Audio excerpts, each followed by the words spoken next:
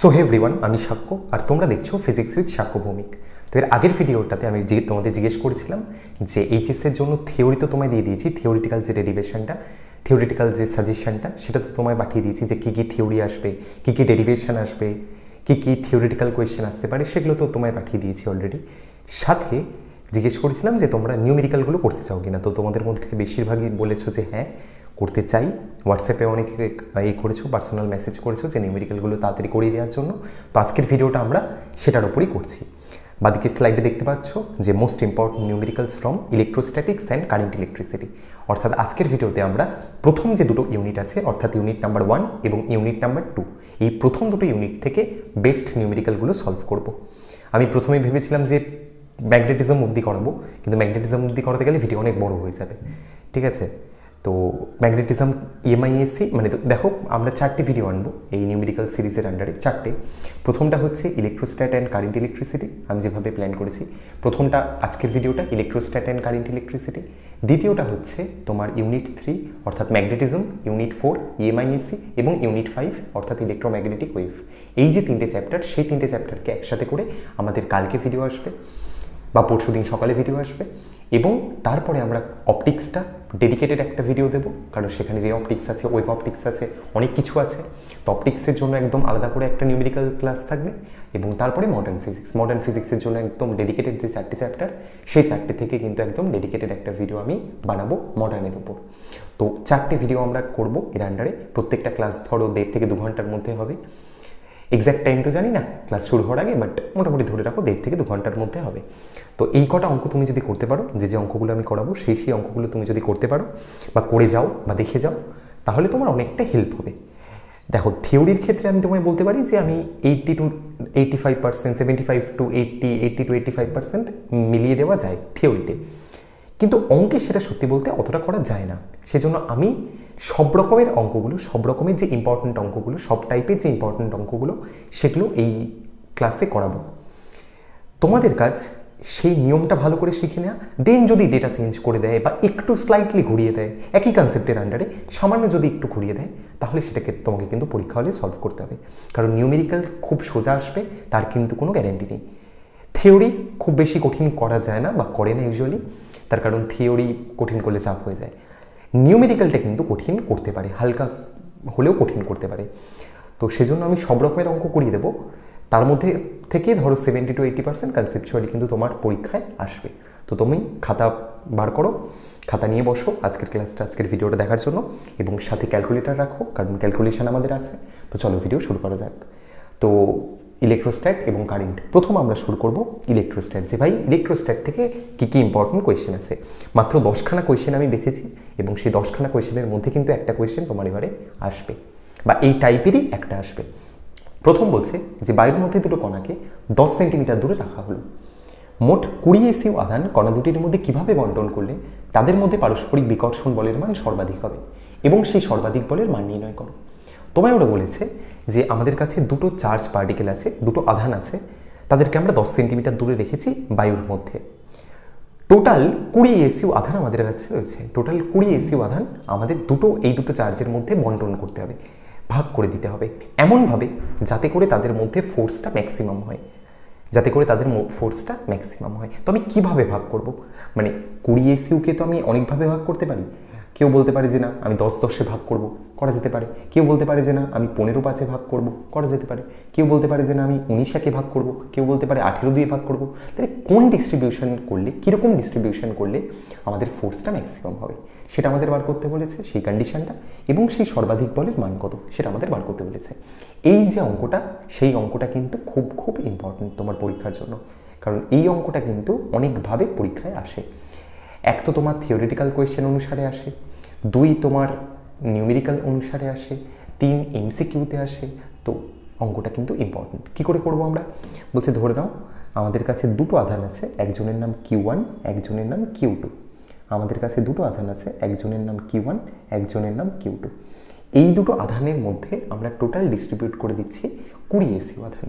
তাহলে টোটাল আমাদের কাছে আছে 20 এসইউ আধান। তাহলে একটার আধান যদি Q1 হয় বা Q1-এর আধান যদি Q হয়, তাহলে আরেকটা আধান কত হবে? 20 - Q, তাই না? দুটো চার্জ আছে আমাদের কাছে, তাদের টোটাল 20 এসিও দিতে হবে। তো আমি ধরে নিলাম যে প্রথম যে বস্তুটা সেটাকে আমরা কিউ পরিমাণ চার্জ দিয়েছি, ক্যাপিটাল কিউ পরিমাণ চার্জ দিয়েছি। তাহলে দ্বিতীয় অবজেক্টটাকে কতটা পরিমাণ চার্জ দেবো? 20 মাইনাস কিউ। ঠিক আছে, তাহলে এবার আমাদের কাছে দুটো পয়েন্ট চার্জ, একজন কিউ, একজন 20 মাইনাস কিউ, এবং তাদেরকে আমরা একটা 10 সেন্টিমিটার দূরে রেখেছি। ঠিক আছে, তাদের মাঝখানে যে সেপারেশনটা, তাদের মাঝে যে গ্যাপটা, সেই গ্যাপটা হচ্ছে 10 সেন্টিমিটার, আর এর মান হচ্ছে 10 সেন্টিমিটার। আচ্ছা, তাহলে তাদের মধ্যে কতটা ফোর্স কাজ করবে বার করে নাও। দুটো চার্জের মধ্যে কতটা ফোর্স কাজ করে না, কুলম্বিক ফোর্সের ফর্মুলা তুমি জানো, F equal to 1/4 pi epsilon not into Q1 Q2 by R square. সবাই জানো কুলম্বের সূত্র, এখন তো সবাই জানো। মান বসিয়ে নাও, তাহলে 1/4 pi epsilon naught 1/4 pi epsilon নটই থাক। Q1 প্রথম চার্জটা কত? কিউ। দ্বিতীয় চার্জটা কত? 20 মাইনাস কিউ। বসিয়ে নাও মানগুলো, বাই আর স্কোয়ার, আর মানে কত? 10, তাহলে 10-এর হোল স্কোয়ার মানে 100। এই হচ্ছে আমাদের দুটো আধানের মধ্যে ক্রিয়াশীল বলের মান। এবার ওরা আমাদের বলেছে যে এই ফোর্সটা ম্যাক্সিমাম হবে কখন, এই ফোর্সটাকে কোন কন্ডিশনে ম্যাক্সিমাম করা যায়। বলছে একটা কোয়ান্টিটিকে ম্যাক্সিমাম করার জন্য আমরা কি করি, একটা কোয়ান্টিটিকে ম্যাক্সিমাম বা মিনিমাম করার জন্য আমরা কি করি, মনে আছে নিশ্চয়ই, যে ধরো একটা ওয়াই কোয়ান্টিটি আছে, সেটাকে তোমায় ম্যাক্স বা মিন করতে হবে। তাহলে তুমি কিচ্ছু না, সেই কোয়ান্টিটিটাকে একটা ভেরিয়েবলের সাপেক্ষে, যে ভেরিয়েবলের ফাংশন সে, তার সাপেক্ষে ডিফারেন্সিয়েট করো এবং সেই ফার্স্ট অর্ডার ডিফারেন্সিয়েশনটা জিরোর সাথে সমান করে দাও। কোনো একটা কোয়ান্টিটিকে যদি ম্যাক্সিমাম বা মিনিমাম করতে হয়, অঙ্কে তো করেছো এগুলো, অ্যাপ্লিকেশন অফ ডেরিভেটিভ, তো সেখানে আমরা কি করি, যে ফার্স্ট অর্ডার ডিফারেন্সিয়েশনটাকে জিরো করে দিই। তাহলে আমাদের এই যে এফটা, সেটা কিউর ফাংশন, তাহলে এফটাকে যদি এফ ম্যাক্স করতে হয়, এফটাকে যদি এফ ম্যাক্স করতে হয়, তাহলে তার শর্ত কি না, তার শর্ত হচ্ছে এফকে কিউর সাপেক্ষে একবার ডিফারেন্সিয়েট করে তার মানটা জিরোর সাথে সমান করে দেওয়া। এফের মানটা বসাও, তাহলে বাদিকে রইল ডিডি কিউ, তাহলে ডিডি কিউ অফ এফ মানে কত না 1/4 পাই এপসিলন নট, এটাকে তুমি কিউ ধরে নিতে পারো কারণ এর কোনো গুরুত্ব এখানে নেই সত্যি বলতে, Q into 20 minus Q by 100। আচ্ছা, যা যা কনস্ট্যান্ট টার্ম আছে সেগুলোকে বাইরে পাঠাও। 1/4 পাই এপসিলন নট 9 ইন্টু 10⁹ হয়, কনস্ট্যান্ট বাইরে পাঠাও। 1/4 পাই এপসিলন নট আগে চলে এলো, 1/100 আগে চলে এলো, কনস্ট্যান্ট। আচ্ছা, ভিতরে পড়ে রইল DD Q of 20 Q minus Q square. আচ্ছা, 20 কিউকে যদি আমি ডিফারেন্সিয়েট করি, 20 কিউকে যদি আমি ডিফারেন্সিয়েট করি, তাহলে কত হবে? 20টা আগে চলে আসবে, কিউকে কিউর সাপেক্ষে ডিফারেন্সিয়েট করলে 1, তার মানে 20 minus Q into Q, Q square. আচ্ছা, কিউ স্কোয়ারকে এই যে Q into Q, Q square, Q স্কোয়ারকে কিউর সাপেক্ষে ডিফারেন্সিয়েট করলে 2q x to the power n এর ফর্মুলা ইকুয়াল টু 0। আচ্ছা, এই যে কনস্ট্যান্ট টার্মগুলো, এই যে 1/4 পাই এপসিলন নট 1/100, এগুলোকে সব ডান দিকে পাঠিয়ে দাও, তাহলে 0 বাই হয়ে ওগুলো সব 0 হয়ে যাবে। তার মানে 20 মাইনাস 2q ইকুয়াল টু 0, তার মানে 2q ইকুয়াল টু 20, তার মানে q ইকুয়াল টু 10 ESU। তার মানে যদি আমি দুটো আধানকে ইকুয়ালি ডিস্ট্রিবিউট করি, যদি আমি ওই 20 ESU আধানটাকে এক্স্যাক্টলি দুটো ইকুয়াল অংশে ভাগ করে দিই, তাহলেই আমাদের যে ফোর্সটা সেটা ম্যাক্সিমাম হবে। তাহলে উত্তর কি না, প্রথম আধানটার মানও 10 ESU, দ্বিতীয় আধানটার মানও 10 ESU। এই হচ্ছে আমাদের কন্ডিশন। তাহলে কোয়েশ্চেনটা তাই দিয়েছিল ওরা যে মোট 20 ESU আধানকে কণা দুটোর মধ্যে আমরা কিভাবে বন্টন করব যাতে করে তাদের মধ্যে ফোর্সটা ম্যাক্সিমাম হয়। উত্তর হচ্ছে যে 20 ESU আধানকে যদি আমরা সমান দুটো অংশে ভাগ করি, তাহলেই তাদের মধ্যে ফোর্সটা ম্যাক্সিমাম হবে। এই কোয়েশ্চেনটা তোমায় এমসিকিউতেও জিজ্ঞেস করে, কিভাবে দেখেছো নিশ্চয়ই, যে কোনো একটা কিউ আধানকে কিভাবে বন্টন করলে দুটো বস্তুর মধ্যে বা দুটো কণার মধ্যে তাদের মধ্যে ফোর্সটা ম্যাক্সিমাম হবে। যখনই দেখবে এই কোয়েশ্চেনটা আছে যে ফোর্সকে ম্যাক্সিমাম করতে হবে, তার মানে তোমার answer Q/2 and Q/2, just অর্ধেক করে দাও, কাজ শেষ।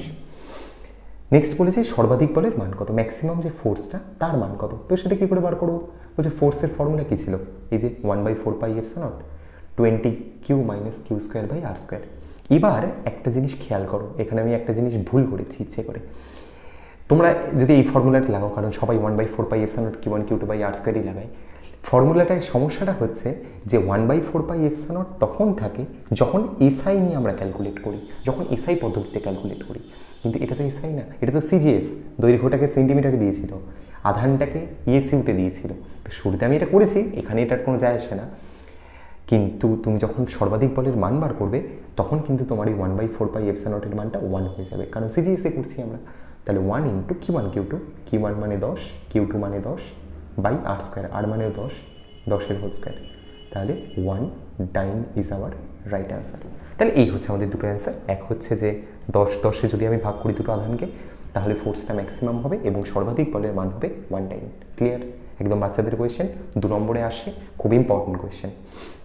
আজকে সব রকম অঙ্কই করাবো, সহজ, কঠিন, অ্যাভারেজ সব রকম অঙ্কই করাবো, কারণ যেগুলো পরীক্ষায় আসে। দ্বিতীয় খুব ইম্পর্টেন্ট কোয়েশ্চেন বলছে 80 মিলিগ্রাম ভরের একটি দোলকপিণ্ড 2 × 10⁻⁸ কুলম্ব আধান বহন করে। আমাদের কাছে একটা দোলকপিণ্ড আছে, একটা বব আছে, মেটাল বব। সেই পিণ্ডটা ভর দিয়ে দিয়েছে 80 মিলিগ্রাম। কতটা আধান সে বহন করে? 2 × 10⁻⁸। ভালো কথা। একটি 2 × 10⁴ ভোল্ট পার মিটার অনুভূমিক তড়িৎ ক্ষেত্রে দোলকপিণ্ডটি স্থির আছে। ওরা আমাদের তড়িৎ ক্ষেত্রের মানও দিয়ে দিয়েছে। দোলক সূত্রের টান এবং উলম্বের সাথে সূত্রের কোণ নির্ণয় করো। প্রথম তোমার কাজ হচ্ছে একটা অঙ্ক পেয়ে যা তোমার ডেটাগুলো দিয়েছে সেগুলোকে পুট করে নাও। প্রথম ওরাও দিয়ে দিয়েছে মাস কত দিয়েছে? 80 মিলিগ্রাম। আচ্ছা দেখো সবকটা না এসআইতে আছে, কুলম্ব আধান, তড়িৎ ক্ষেত্র ভোল্ট পার মিটার সব কিছু এসআইতে আছে। তাহলে আমাদের মিলিগ্রামকে গ্রামে নয় বরং কেজিতে নিয়ে যেতে হবে। মিলিগ্রাম থেকে গ্রামে আসার জন্য 10⁻³ দিয়ে গুণ, গ্রাম থেকে কেজিতে আসার জন্য 10⁻³ দিয়ে আবার গুণ, তাহলে টোটাল 10⁻⁶ দিয়ে গুণ। অনেক সময় জায়গাগুলো ভুল হয়ে যায় তাড়াহুড়ো করে। তাহলে m = 80 × 10⁻⁶ বা 8 × 10⁻⁵। তড়িৎ ক্ষেত্রের মান কত বলে দিয়েছে? ইলেকট্রিক ফিল্ডের মান কত দিয়ে দিয়েছে? না 2 × 10⁴ ভোল্ট পার মিটার। বস্তুটার মধ্যে কতটা আধান আছে? কিউর মান কত দিয়ে দিয়েছে?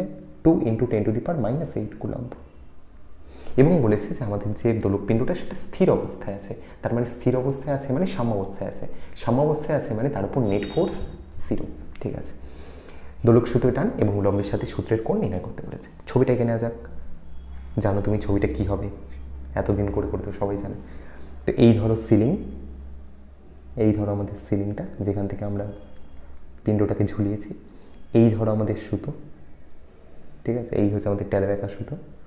এইখানে আমাদের সেই ববটা রয়েছে, এইখানে আমাদের সেই দোলকপিণ্ডটা রয়েছে যার ভর হচ্ছে m। ঠিক আছে, ভালো কথা। আচ্ছা তোমার বলেছে যে দোলকপিণ্ডটা সাম্যাবস্থায় আছে, স্থির অবস্থায় আছে, তার মানে তার উপর কোনো নেট ফোর্স লাগছে না। নেট ফোর্স লাগছে না তার উপর, তার মানে এক্স ডিরেকশনে যতটা ফোর্স, নেগেটিভ এক্স ডিরেকশানেও ততটা ফোর্স, ওয়াই ডিরেকশনে যতটা ফোর্স, নেগেটিভ ওয়াই ডিরেকশানেও ততটা ফোর্স। চারটি ফোর্স ব্যালেন্স করছে তবেই তো নেট ফোর্স 0 হচ্ছে। ফোর্সগুলো বার করে নাও যে কী কী ফোর্স লাগছে এর ওপর। প্রথম এই অবজেক্টটার উপর, প্রথম এই কোনারা বস্তুকে যখন তুমি রাখবে, সে ঝোলাও বা নর্মাল রাখো, তাহলে সবসময় তার ওজন কাজ করে এবং ওজন সবসময় নিচের দিকে কাজ করে, mg। একটা সুতোর সাহায্যে তাকে বাঁধা হয়েছে, সুতোর একটা এন্ডে যদি ফোর্স লাগে তাহলে সেই সুতোর মধ্যে একটা টেনশন তৈরি হয়। টেনশনকে আমরা রিপ্রেজেন্ট করি টি দিয়ে। এই টিটাকে এবার আমি দুটো কম্পোনেন্টে ভাঙবো, কারণ টিটা না তো এক্স অ্যাক্সিস বরাবর না তো ওয়াই অ্যাক্সিস বরাবর, একটা এক্স ওয়াই প্লেনের মধ্যে আছে। তো টিটাকে আমরা এবার দুটো কম্পোনেন্টে ভাঙবো। তো দুটো কম্পোনেন্টে ভাঙার জন্য আমার আগে অ্যাঙ্গেল লাগবে যে কোনটাকে থিটা ধরছি।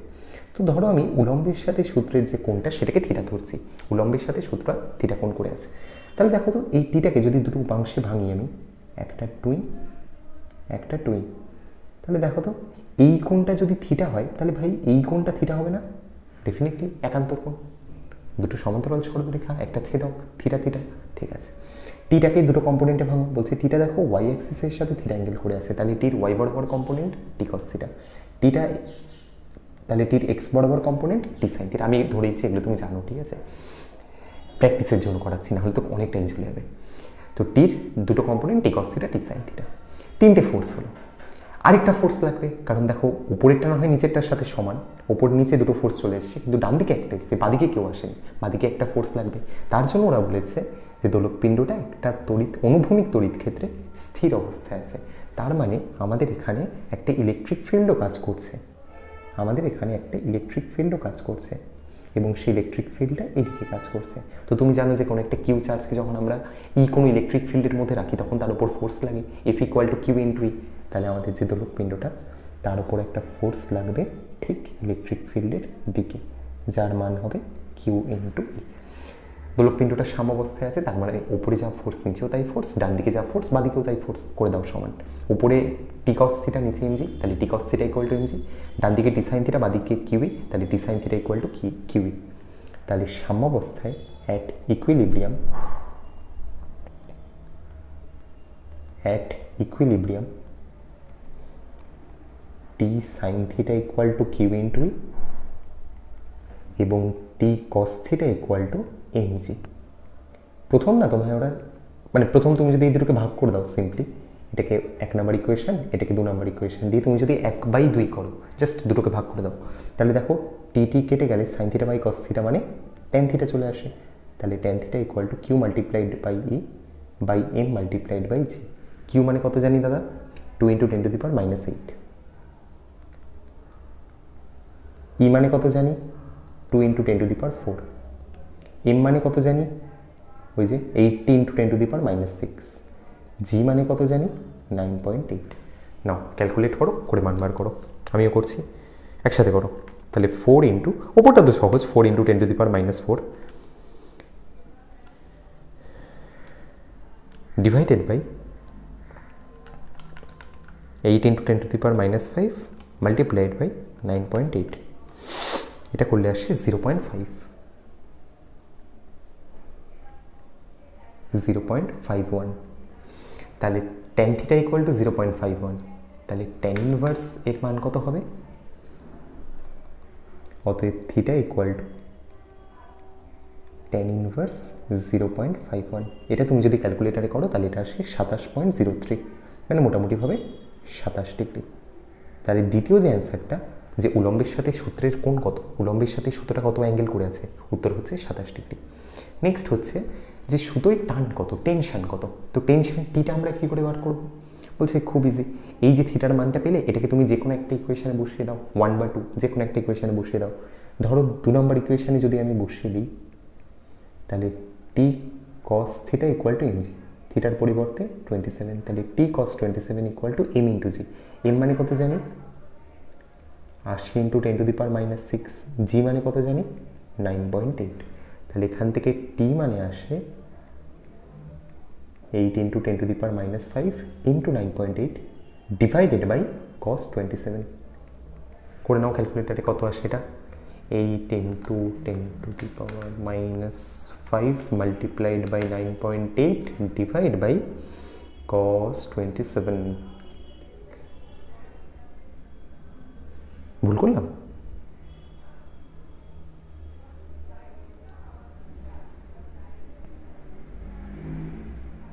আচ্ছা, তাহলে এটা আসছে 8 × 10⁻⁵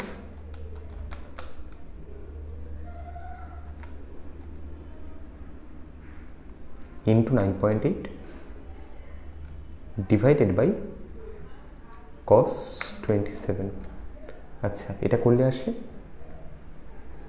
0.00087 নিউটন। কারণ দেখো সব কিছু আমরা এসআইতে করেছিলাম না, সব কিছু আমরা এসআইতে করেছি। তাহলে এই হচ্ছে আমাদের অ্যান্সার। একটা হচ্ছে আমাদের 3 × 10⁻, একটা হচ্ছে আমাদের 27 ডিগ্রি উলম্বের সাথে সূত্রের কোণ, এবং এই যে মানটা টেনশনের যে মানটা সেটা আসছে 0.00087। ঠিক আছে, করে নাও,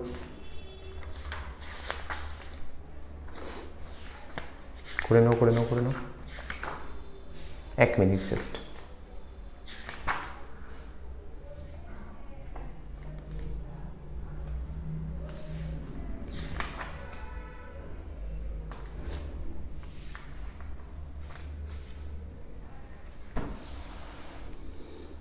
আচ্ছা,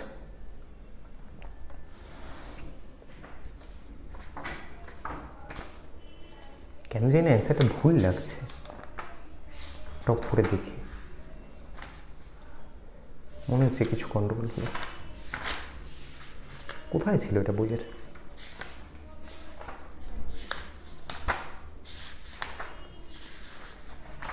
টিচারই ভুলে গেছে কোয়েশ্চেন কোথায়। হ্যাঁ, ঠিকই আছে, 8.8 × 10⁻⁴। বেকার। ঠিক আছে, এই হচ্ছে আমাদের অঙ্ক। ঠিক আছে, ঠিক আছে, 0.00087, বুঝতে পারো 8.8 × 10⁻⁴ সেম। তাহলে এই হচ্ছে আমাদের 3 নম্বর কোয়েশ্চেন। 2 নম্বর কোয়েশ্চেন বোঝা গেছে জিনিসটা? এই অঙ্কগুলো কিন্তু ইম্পর্টেন্ট। জাস্ট ফ্রি বডি ডায়াগ্রামটা এঁকে নেবে যে এমজি নিচের দিকে, টেনশন এদিকে, টেনশনের দুটো component T cos theta T sine theta, বাদিকে কাজ করছে কিউই, তাহলে T cos theta equal to MG, T sine theta equal to QE, দুটোকে ডিভাইড করে দাও, পেয়ে যাবে ট্যান থিটা, সেখান থেকে থিটা, যে কোনো একটা থিটার মান বসিয়ে দাও এখানে, তাহলে টি ইকুয়াল টু এই জিনিসটা। 3 নম্বর নিউমেরিক্যাল বলছে এ বাহু বিশিষ্ট একটি বর্গক্ষেত্রের 4টি শীর্ষবিন্দুতে plus Q plus Q plus Q এবং মাইনাস কিউ আধান আছে। একটা বর্গক্ষেত্র, তার 4টে কর্নার, সেই 4টে কর্নারে plus Q plus Q plus Q এবং একটা মাইনাস কিউ আধান আছে। বলছে বর্গক্ষেত্রের কেন্দ্রবিন্দুতে তড়িৎ ক্ষেত্র প্রাবল্যের মান কত? ইজি কোয়েশ্চেন, জানো তোমরা। চলো, এই ধরো আমাদের কাছে একটা বর্গক্ষেত্র আছে, যার নাম হচ্ছে এ বি সি ডি। আমরা এ বিন্দুতে একটা প্লাস কিউ চার্জকে রেখেছি, বি বিন্দুতে একটা প্লাস কিউ চার্জকে রেখেছি, সি বিন্দুতে একটা প্লাস কিউ চার্জকে রেখেছি এবং ডি বিন্দুতে একটা মাইনাস কিউ চার্জকে রেখেছি। 4টে point A B C D, plus Q plus Q plus Q এবং মাইনাস কিউ, 4টে আধান আমাদের রয়েছে। বলছে বর্গক্ষেত্রের ঠিক সেন্টারে, বর্গক্ষেত্রের ঠিক কেন্দ্রবিন্দুতে, ঠিক তার সেন্টার ওতে তড়িৎ ক্ষেত্র প্রাবল্যের মান কত? কী করে বার করবো? বলছে তড়িৎ ক্ষেত্র প্রাবল্য বার করার জন্য আমরা কী করতাম? প্রত্যেকটা বিন্দু আধানের জন্য তড়িৎ ক্ষেত্র প্রাবল্য বার করো, করে যেহেতু তড়িৎ ক্ষেত্র প্রাবল্য ভেক্টর কোয়ান্টিটি, যেহেতু ইন্টেন্সিটি ভেক্টর কোয়ান্টিটি, সেজন্য ভেক্টরিক্যালি তাদের অ্যাড করো। যদি সেম ডিরেকশানে হয় তাহলে অ্যাড করো, যদি অপোজিট ডিরেকশানে হয় তাহলে সাবট্রাক্ট করো, সেটাই। তো প্রথম যদি আমরা এর জন্য বার করি যে ভাই এ বিন্দুর জন্য তড়িৎ ক্ষেত্র প্রাবল্য কত, তাহলে ফর্মুলাটা কি তড়িৎ ক্ষেত্র প্রাবল্যের? 1/4 epsilon Q by R square. তাহলে এখানে 1/4 এপসিলন তুমি যদি না নিতে চাও নাও নিতে পারো, কারণ এসআই সিজিএস ওরা কিছু বলেনি, তো আমরা শুধু কিউ বাই আর স্কোয়ারই নিচ্ছি, সেটা সুবিধা হয়। তাহলে কিউ বাই আর স্কোয়ার। যখন কিছু বলে দেবে না তখন এসআইতেও করতে পারো, সিজিএসেও করতে পারো, ম্যাটার করে না। বা চাইলে একটা সামনে কে লাগিয়ে নিতে পারো, সেটাই বেটার হবে। তাহলে K into Q by R square. এবার এখানে আমাদের যে আধানটা তার মান Q, K into Q by R. এখানে আর এর মান কত? আর মানে কি এখানে ভালো করে দেখো, আর মানে হচ্ছে যে এই থেকে ও অবধি যে দূরত্বটা, এই যে দূরত্বটা, এটা আর। বলছি আটটা আমি পাবো কী করে? এই আটটা বার করেই তো মজা দেয়, যে আটটা আমরা পাবো কী করে? বলছে দেখো এই যে বর্গক্ষেত্রটা, তার পুরো কর্ণটা হচ্ছে এসি, তার পুরো ডায়াগোনালটা হচ্ছে এসি। আমাদের এই যে এ ওটা, এটা এই ডায়াগোনালের ঠিক অর্ধেক, আমাদের এই এ ওটা এসির ঠিক অর্ধেক। তাহলে আমি লিখতে পারি যে এ ও ইকুয়াল টু আমাদের আর, যার মান কিনা এ ও, সেটা বেসিক্যালি আমাদের বর্গক্ষেত্রের কর্ণের অর্ধেক। আচ্ছা, একটা বর্গক্ষেত্রের কর্ণের ফর্মুলা কী হয়? √2 ইন্টু এ, √2 ইন্টু বাহুর দৈর্ঘ্য।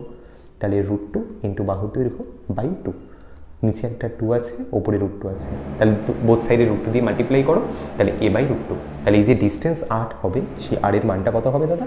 a by √2। ব্যাস, আর স্কোয়ার আছে, তাহলে a বাই √2 হোল স্কোয়ার, মানে a স্কোয়ার বাই 2, 2টা উপরে উঠে গেলে 2kq বাই a স্কোয়ার। এই হচ্ছে আমাদের ইএ, যে সেন্টারে ইলেকট্রিক ফিল্ড কত? Due to A. ডাইরেকশন কোন দিকে হবে? বলছে পজিটিভ চার্জের জন্য ইন্টেন্সিটি বাইরে, নেগেটিভ চার্জের জন্য ইন্টেন্সিটি ভিতরে। তাহলে পজিটিভ চার্জ এটা, তাহলে ইন্টেন্সিটিটা হবে বাইরের দিকে। তার মানে ওসি ভেক্টর বরাবর আমাদের এই ইন্টেন্সিটি কাজ করবে, ওসি ভেক্টর বরাবর আমাদের এই ইন্টেন্সিটি কাজ করবে এই বরাবর। এটা হচ্ছে আমাদের ই এর মান। সিমিলারলি যদি আমরা বির জন্য তড়িৎ ক্ষেত্র প্রাবল্য বার করি, ঠিক সিমিলারলি যদি আমরা বির জন্য তড়িৎ ক্ষেত্র প্রাবল্য বার করি, তাহলে সেটা কত হবে? ফর্মুলাটা তো একই, কে কিউ বাই আর স্কোয়ার। বলছে এখানেও দেখো আমরা বি পয়েন্টেও প্লাস কিউ চার্জকে বসিয়েছি, তাহলে কিউর পরিবর্তে কিউবই বসাবো। আর মানে হচ্ছে যে ও থেকে বি অবধি দূরত্বটা। বলছে দেখো ভাই, ও থেকে বি অবধি যে দূরত্বটা, সেটা ও থেকে এ অবধি দূরত্বের সাথে তো এক্স্যাক্টলি সমান। ও থেকে বি মানেও তো বির যে কর্ণটা তার অর্ধেক। তাহলে এক্ষেত্রেও যে আর এর মানটা হবে সেটা কিন্তু a বাই √2ই হবে। তাহলে এক্ষেত্রেও কিন্তু আমি আর এর পরিবর্তে a বাই √2 বসাতে পারি, কারণ মানটা একই, সেম। তাহলে সেটা করলে কত আসে না 2kq বাই a স্কোয়ার, যেটা আগের বারও এসেছিল। ডাইরেকশন কোন দিকে? বলছে দেখো বির জন্য ইন্টেন্সিটি কাজ করবে বাইরের দিকে, তাহলে বির জন্য ইন্টেন্সিটি কাজ করবে বাইরের দিকে। তাহলে আমাদের যে অ্যারোটা হবে সেই অ্যারোটা হবে বাইরের দিকে, হুইচ ইজ এবি, বাইরের দিকে হুইচ ইজ এবি। ঠিক আছে। সিমিলারলি যদি আমরা সি এবং ডির জন্য বার করি, তো সির জন্য সেম মান, তার কারণ তো ভাই মানও সমান, দূরত্বও সমান সেম। ডিরেকশনটা কোন দিকে হবে বলছে, দেখো বাইরের দিকে। বাইরের দিকে বলতে, কারণ সিতেও পজিটিভ চার্জ আছে, বাইরের দিকে মানে ও এ ভেক্টর বরাবর। আচ্ছা, ই বিটা লেখা হয়নি। ইবি ডাইরেকশনটা কোন দিকে না ও ডি ভেক্টর বরাবর। আর ই ডি, যে ভাই ডি বিন্দুর জন্য ওতে তড়িৎ ক্ষেত্র প্রাবল্যের মান কত বলছে, দেখো এখানে একটা ছোট্ট টুইস্ট, যেটা মাইনাস কিউ চার্জ। তাহলে ফর্মুলাটা যখন বসাবো কে কিউ বাই আর স্কোয়ার, তখন এই কিউর পরিবর্তে কি মাইনাস কিউ বসাবো? বলছে যে না, আমরা তো খালি মানটা নিয়ে কাজ করি, তাহলে এখানে আমরা প্লাস কিউই বসাবো। এই জন্য মানটা সেমই আসবে, মানটা 2k3 বাই এ স্কোয়ারই আসবে, 2k3 বাই এ স্কোয়ারই আসবে। পাল্টাবে তার ডিরেকশনটা, তার কারণ নেগেটিভ চার্জের জন্য ইন্টেন্সিটি কাজ করে ভিতরের দিকে। তাহলে এই যে ইডিটা হবে, সেই ইডিটা কাজ করবে কোন দিকে? এই দিকে, বাস। তাহলে ইডিটাও কিন্তু ওডি সরলরেখা বরাবর কাজ করছে, বা ওডি ভেক্টর বরাবর কাজ করছে। তাহলে ছবিটা তুমি দেখে নাও, বলছে দুটো ভেক্টর, চারটে ভেক্টর আছে, একটা ইএ, একটা ইসি, একটা ইবি, একটা ইডি, চারটে ভেক্টর। বলছে ইএ এবং ইসি এক্স্যাক্টলি উল্টো দিকে আছে, মানগত দিক দিয়ে তারা সমান, তাহলে একজন আরেকজনকে ইজিলি ক্যান্সেল আউট করবে। তাহলে এই যে ইএ এবং ইসি একজন আরেকজনকে ক্যান্সেল আউট করলো, ইবি আর ইডি প্যারালাল, তাহলে নেট ইলেকট্রিক ফিল্ড হবে। দুটো ভেক্টর যদি একই ডিরেকশনে থাকে, তাহলে নেট তড়িৎ ক্ষেত্রের মান কত হয়? সিম্পলি সেই দুটোকে যোগ করে দাও, তাহলে নেট ইলেকট্রিক ফিল্ড হবে। এই কী আওয়াজ করছে, এই ভিডিও শুরু করলেই শুরু হয়ে যায় এদের কাজ করার তো। তাহলে 2 × 2k3 বাই এ স্কোয়ার, তাহলে 4k3 বাই এ স্কোয়ার। এটা হচ্ছে আমাদের ইলেকট্রিক ফিল্ড ইন্টেন্সিটির মান। ঠিক আছে, মাইকে যদি আওয়াজ আসে, হয়তো আসছে, তো একটু ম্যানেজ করে নাও, কিছু করার নেই, আমার বাইরে কাজ হচ্ছে। তাহলে ইলেকট্রিক ফিল্ডের মান হচ্ছে 4k3 বাই এ স্কোয়ার, এবং তার ডিরেকশনটা কোন দিকে? নেট ওডি বরাবর, ওডি ভেক্টর বরাবর। তাহলে এই হচ্ছে আমাদের অ্যান্সার। ঠিক আছে, এবার তুমি কে এর মান 1/4πε0 বসাতে পারো এখানে, কে এর মান চাইলে কেউ 1ও বসাতে পারো, কোনো ম্যাটার করে না, তার কারণ সেম জিনিস। এসআইতে বলো বা সিজিএসে বলো, কোনোটাতেই আমাদের দেয়নি, তো আমরা চাইলে কনভার্সন করে নিতে পারি। 4 নম্বর কোয়েশ্চেন বলছে, একটি সুষম তড়িৎ ক্ষেত্রের প্রাবল্য E vector equal to 6i cap plus 3j cap plus 4k cap volt per metre. সেই তড়িৎ ক্ষেত্রের অভ্যন্তরে 20 মিটার স্কোয়ার মাপের একটি ক্ষেত্রকে ওয়াইজেড তলে বসালে সেই ক্ষেত্রের মধ্যে দিয়ে অতিক্রান্ত তড়িৎ ফ্লাক্স কত হবে? খুব ইম্পর্টেন্ট কোয়েশ্চেন, ফ্লাক্স জিজ্ঞেস করেছে। আচ্ছা, ফ্লাক্সের ফর্মুলা আমরা কি জানি? ফ্লাক্সের তো একটাই ফর্মুলা গস থিওরেম অনুসারে, দুটো ফর্মুলা, একটা হচ্ছে Q/ε0 যেটা গস থিওরেম, আর ফ্লাক্সের general formula E dot S, electric field dot area vector. তাহলে ফ্লাক্স মানে আমরা জানি phi E equal to E vector dot S vector. Electric field কত দিয়ে দিয়েছে? 6i ক্যাপ, এই অঙ্কগুলো খুব আসে, 3j cap 2k cap dot area vector. বলছে এরিয়া ভেক্টর কী করে বার করবো? বলছে এরিয়ার মানটা হচ্ছে 20 মিটার স্কোয়ার, তার মানে এস এর মান হচ্ছে 20 মিটার স্কোয়ার। তাহলে এরিয়া ভেক্টর কত হবে? বলছে কোনো একটা কোয়ান্টিটিকে ভেক্টর করার জন্য কি করতে হয়? তার সাথে একটা ইউনিট ভেক্টর গুণ করতে হয়। এবার এখানে সেই ইউনিট ভেক্টরটা কোন দিকে কাজ করবে? বলছে নিয়মটা হচ্ছে যে আমাদের লুপটা যে তলে থাকবে তার সাথে পারপেন্ডিকুলার ডিরেকশানে ইউনিট ভেক্টর কাজ করবে।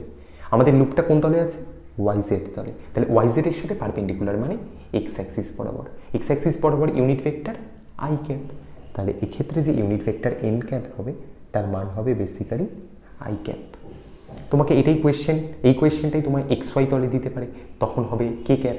তোমায় এটা জেড এক্স তলে দিতে পারে, তখন হবে জে ক্যাপ। তো এরকমভাবে আমাদের কাজ হবে। তাহলে এরিয়া ভেক্টরের পরিবর্তে আমি কী বসাবো? 20i cap. খুব ইজি কোয়েশ্চেন, বাট খুব আসে।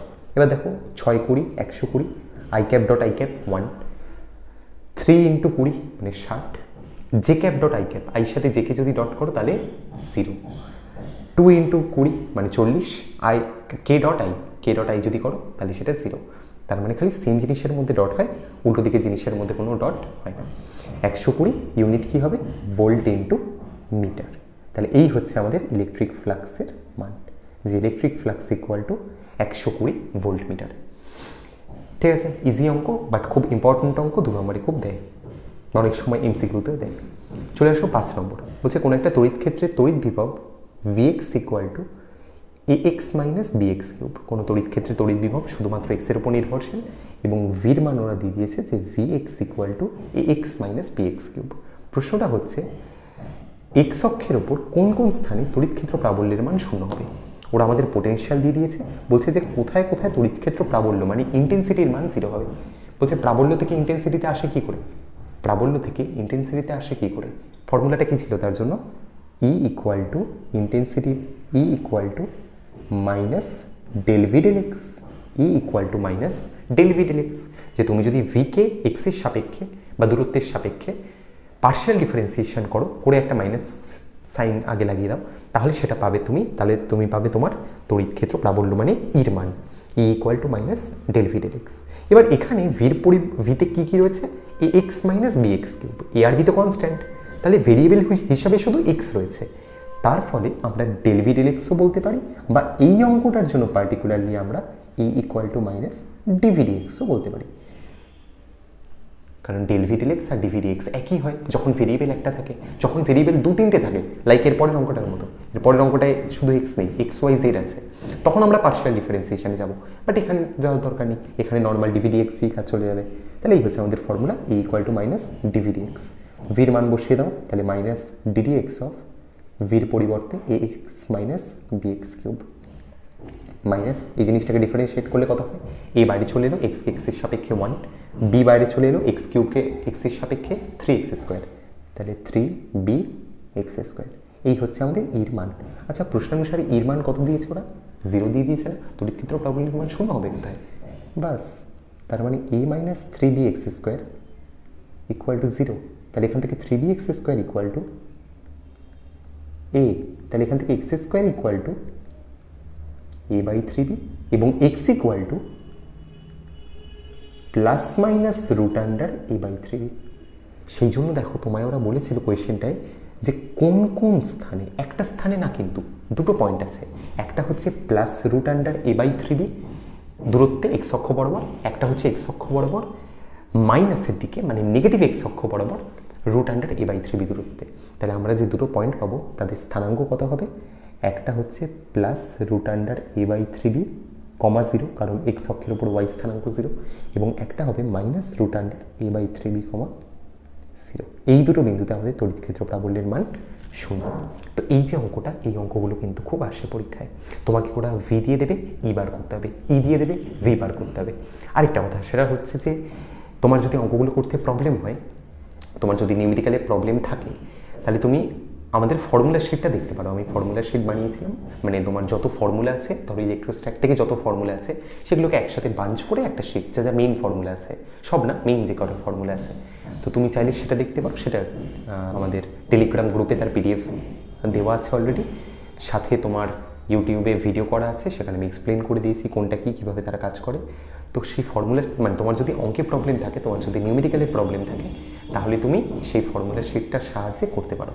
সেটা তোমায় হেল্প করবে এই এত ফর্মুলাগুলোর মধ্যে কোনটা ইম্পর্টেন্ট সেটা মাথায় রাখতে। E equal to minus del V del X, এই হচ্ছে ফর্মুলাটা। চলে আসো পরের অঙ্কে। এটাও একই অঙ্ক, বাট একটু ভালো অঙ্ক বলে রেখেছি, একই টাইপের অঙ্ক। বলছে তড়িৎ বিভব, বাট খুব ইম্পর্টেন্ট, তড়িৎ বিভব V equal to 6x minus 8x Y square minus 8y plus 6yz minus 4z square হলে মূল বিন্দুতে অবস্থিত 2 কুলম্ব বিন্দু আধানের ওপর ক্রিয়াশীল বল নির্ণয় করো। কি বলেছে তোমায় ওরা, বলছে তড়িৎ বিভবের মান দিয়ে দিয়েছে, একটা বড় সড়ো জিনিস, এক্স ওয়াই জেড তিনজনই রয়েছে। বলছে মূল বিন্দুতে মানে অরিজিনে একটা 2 কুলম্ব আধান আছে, তার উপর কতটা ফোর্স কাজ করবে, তার উপর কতটা বল কাজ করবে, তার মানে আমাদের ফোর্স বার করতে হবে দিনের শেষে।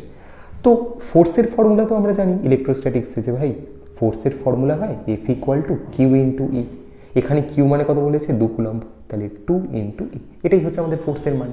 কিন্তু এবারে ইর মানটা কত, সেটা কি করে বার করবো, বলছে ভি দিয়ে দিয়েছে, পোটেনশিয়াল দিয়ে দিয়েছে, ই বার করতে হবে। পোটেনশিয়ালের সাথে ইলেকট্রিক ফিল্ডের সম্পর্কটা লাগাও, E equal to minus del V del X. এখানে আমরা ডেল ভি ডেল এক্স ব্যবহার করবো, কারণ ভির মধ্যে এক্স ওয়াই জেড তিনজনই আছে। ঠিক আছে, আচ্ছা বলছে ভির মধ্যে যদি এক্স ওয়াই জেড তিনজনই থাকে, পোটেনশিয়ালটা যদি এক্স ওয়াই জেড তিনজনেরই ফাংশন হয়, তাহলে আমাদের যে ইলেকট্রিক ফিল্ড সেটাও তিনটির ফাংশন হতে হবে। একটা ই এক্স, তার একটা এক্স কম্পোনেন্ট থাকবে, একটা ই ওয়াই, তার একটা ওয়াই কম্পোনেন্ট, ই জেড তার জেড কম্পোনেন্ট। ই এক্স মানে কত হবে, ই এক্স মানে কত হবে দাদা, বলছে minus del V del X. যখন আমি এক্সের সাপেক্ষে ডিফারেন্সিয়েট করবো তখন ই এক্স পাবো। ই ওয়াই কখন হবে, minus del V del Y, যখন ওয়াই সাপেক্ষে ডিফারেন্সিয়েট করবো, পার্শিয়াল ডিফারেন্সিয়েট করবো। ইজেড কখন হবে না, যখন আমি minus del V del Z করবো। ঠিক আছে, মান বসিয়ে নাও, একটার মান আমি একটা করে দিচ্ছি। Minus del del X of ভির পরিবর্তে বসাও 6x minus 8xy square minus 8y plus 6yz minus 4z square. কী করে পার্শিয়াল ডিফারেন্সিয়েশন? নিয়মটা হচ্ছে যে যার সাপেক্ষে তুমি পার্শিয়াল ডিফারেন্সিয়েশন করছো, এখানে এক্সের সাপেক্ষে, তো বলছে এক্স বাদে বাকি যদি কেউ থাকে লাইক ওয়াই, লাইক জেড, এরা মানে সেই জিনিসগুলোকে এক্স একটা কনস্ট্যান্ট হিসেবে ট্রিট করবে। মানে যার সাপেক্ষে পার্শিয়াল ডিফারেন্সিয়েশন করছি সেটা বাদে বাকি যদি আর কোনো ভেরিয়েবল থাকে তাহলে সে ওটাকে ট্রিট করবে like as a constant quantity. তার মানে এক্সের সাপেক্ষে এক্স ভেরিয়েবল, এক্সের সাপেক্ষে এক্স ভেরিয়েবল, বাকি ওয়াই জেড জেড স্কোয়ার এগুলো সব কনস্ট্যান্ট ডিফারেন্সিয়েশন জিরো। এই জন্য এর কোনো ডিফারেন্সিয়েশন হবে না, জিরো হবে। এর ডিফারেন্সিয়েশন জিরো হবে, এর ডিফারেন্সিয়েশন জিরো হবে, শুধু এক্স যেখানে আছে সেগুলো ডিফারেন্সিয়েট হবে। তাহলে প্রথমটা হচ্ছে মাইনাস সাইন কমন নিলে 6xকে ডিফারেন্সিয়েট করলে তো এক্স মাইনাস 8xy স্কোয়ার। বলছে দেখো 8y স্কোয়ার, এটাকেও কনস্ট্যান্ট হিসাবে দেখবে, তাহলে 8y স্কোয়ারটা ও বাইরে পাঠাবে, এক্সকে এক্সের সাপেক্ষে ডিফারেন্সিয়েট করলে 1। এই হলো আমাদের এক্সের মান। সিমিলারলি যদি আমরা ওয়াই করি, এখান থেকে বারবার লিখবো না, তাহলে দেখো 6xকে ডিফারেন্সিয়েট করলে ওয়াই সাপেক্ষে 0, 8xy স্কোয়ারকে ডিফারেন্সিয়েট করলে কত হবে? বলছে যে ও তো ওয়াই সাপেক্ষে ডিফারেন্সিয়েট করবে, তাহলে ও দেখবে যে 8xটা কনস্ট্যান্ট, তাহলে 8xটাকে বাইরে পাঠাবে, ওয়াই স্কোয়ারকে ডিফারেন্সিয়েট করলে 2y, তাহলে 8x ইন্টু 2y, মানে এটাকে আমি লিখতে পারি simply 16xy, 16xy minus 8y। আচ্ছা 8yকে ডিফারেন্সিয়েট করলে মাইনাস 8, ওয়াইকে ওয়াই সাপেক্ষে 1 প্লাস 6yz। বলছে দেখো ওয়াই সাপেক্ষে করছি, তাহলে বাকি যা জিনিস আছে ওয়াই বাদে বাকি যা জিনিস আছে সেগুলো সব কনস্ট্যান্ট, তাহলে যে 6 ইন্টু জেড জিনিসটা আছে সেই টার্মটা কিন্তু একটা কনস্ট্যান্টের মতো আচরণ করবে। ওয়াইকে ওয়াই সাপেক্ষে করলে 1 এবং পরে একটা মাইনাস 4z স্কোয়ার, তার কোনো কন্ট্রিবিউশন নেই এখানে, তার কারণ সেখানে ওয়াই নেই। এই হচ্ছে আমাদের ওয়াইয়ের মান। সিমিলারলি ইজেড এর মান কত হবে? বলছে minus del V del Z, তাহলে এই জিনিসটাকে জেডের সাপেক্ষে ডিফারেন্সিয়েট করো। বলছে 6xকে ডিফারেন্সিয়েট করলে 0, জেড নেই। 8xy স্কোয়ারকে ডিফারেন্সিয়েট করলে 0, জেড নেই। 8yকে ডিফারেন্সিয়েট করলে 0, জেড নেই। 6yzকে ডিফারেন্সিয়েট করলে বলছে যে 6y কনস্ট্যান্ট আগে চলে আসবে, জেডকে জেডের সাপেক্ষে করলে 1, তার মানে 6y মাইনাস 4z স্কোয়ার, এটারও হবে কারণ জেডের সাপেক্ষে জেড, তাহলে 4 দুগুণে 8, জেড মাইনাস 8z। তাহলে এই হচ্ছে আমাদের এক্স ইওয়াই ইজেড এর মান। এবার আমাদের তো মান বার করতে হবে, এটা তো বড় বড় ফর্মুলা এলো, মান কি করে বার করব? বলছে তার জন্য হিন্ট দিয়েছে ওরা যে আমাদের যে পয়েন্টটা সেটা কোথায় আছে, মূল বিন্দুতে, অরিজিনে। অরিজিন মানে 0,0,0, তার মানে তার এক্স কোঅর্ডিনেটও 0, তার মানে তার ওয়াই কোঅর্ডিনেটও 0, তার মানে তার জেড কোঅর্ডিনেটও 0। বাস বসিয়ে দাও 6 মাইনাস 8y স্কোয়ার, ওয়াইয়ের মান 0, তার মানে মাইনাস 6 বসিয়ে দাও। 16xy, এক্সের মান 0, তার মানে এটা পুরো 0, মাইনাস 8, xy জেডের জায়গায় 0 বসিয়ে দাও। আর এখানে 6y, তাহলে ওয়াই জায়গায় 0 বসাও, জেডের জায়গায় 0 বসাও, তাহলে এই পুরো জিনিসটা হয়ে যাবে 0। ব্যাস, এক্স ইওয়াই ইজেড তিনটে ভেক্টর পেলে, যদিও ইজেডের মান 0, তাহলে net vector E vector equal to আমরা কি লিখতে পারি, না ই ভেক্টর ইকুয়াল টু আমি লিখতে পারি যে ex into I cap plus EY into J cap, সব জানো এগুলো, ইজেড ইন্টু কে ক্যাপ। একটা ভেক্টর যদি এই ফর্মে দেখতে হয়, ex এর মান কত বলেছে ওরা, কত পেলাম আমরা, মাইনাস 6, তাহলে মাইনাস 6 আই ক্যাপ, ইওয়াই এর মান কত পেলাম 8 জে ক্যাপ, ইজেড এর মান কত পেলাম 0 কে ক্যাপ। তাহলে তোমার এই ভেক্টরটার মান কত হবে, এটা তো ভেক্টর, তার মান কত হবে রুট আন্ডার কোএফিসিয়েন্টগুলো স্কোয়ার, তাহলে minus 6 whole square plus 8 whole square plus 0 whole square, ওটার কোনো কন্ট্রিবিউশন নেই। 6কে স্কোয়ার করলে 36, 8কে স্কোয়ার করলে 64, 64 আর 36 যোগ করলে 100, তার মানে 10 নিউটন পার কুলম্ব। এটা হচ্ছে আমাদের ইলেকট্রিক ফিল্ডের মান। আমাদের বার করতে দিয়েছিল ফোর্স, আমাদের মান বার করতে দেয়নি ইলেকট্রিক ফিল্ডের, আমাদের ফোর্স বার করতে দিয়েছে। তাহলে ফোর্স ইকুয়াল টু আমরা শুরুতেই দেখলাম যে F equal to Q into E, Q মানে এখানে 2, তাহলে এফ ইকুয়াল টু 2 ইন্টু, তাহলে F equal to 2 into E মানে হচ্ছে 10, তাহলে টোটাল 20 নিউটন। এই হচ্ছে আমাদের অ্যান্সার। বুঝতে পেরেছো আশা করি। এই অঙ্কগুলো কিন্তু ইম্পর্টেন্ট। এই টাইপের একটু বড় যে অঙ্কগুলো আছে সেগুলো কিন্তু ওরা 3 নম্বরে একটা কোয়েশ্চেন দিতে পারে বা 2 নম্বরে একটা কোয়েশ্চেন দিতে পারে। ভালো কোয়েশ্চেন এগুলো খুব। তো E equal to minus del V del এক্সে যাও। যদি ভির মধ্যে এক্স ওয়াই জেড 3 জন থাকে তাহলে এক্সের মধ্যে তাহলে ইর মধ্যেও এক্স ওয়াই জেড 3টে কম্পোনেন্ট থাকবে। ই এক্স বার করো minus del V del X, E Y বার করো minus del V del Y, E Z বার করো minus del V del Z. করে যে 3টে মান আসবে তাকে তুমি ভেক্টর ফর্মে বসাও। ই ভেক্টর ইকুয়াল টু এটা, তাহলে সেখানে ইর মান বসাও, দিয়ে ইর ম্যাগনিটিউডটা মানটা কত হবে root under E X square plus E Y square plus E Z square. কোএফিসিয়েন্টগুলো স্কোয়ারের যোগফল রুটের আন্ডারে, ব্যাস। নেক্সট 7 নম্বর বলছে 1 মাইক্রোফ্যারাড, 2 মাইক্রোফ্যারাড এবং 3 মাইক্রোফ্যারাড ধারকত্বের 3টে ধারককে শ্রেণী সমবায় যুক্ত করে সংস্থাটিতে 1100 ভোল্ট বিভব পার্থক্য দেওয়া হলো। প্রত্যেকটা ধারকের আধান এবং বিভব পার্থক্য নির্ণয় করো। এই কোয়েশ্চেনটা বহুবার টেস্ট পেপার দেখতে পাবে।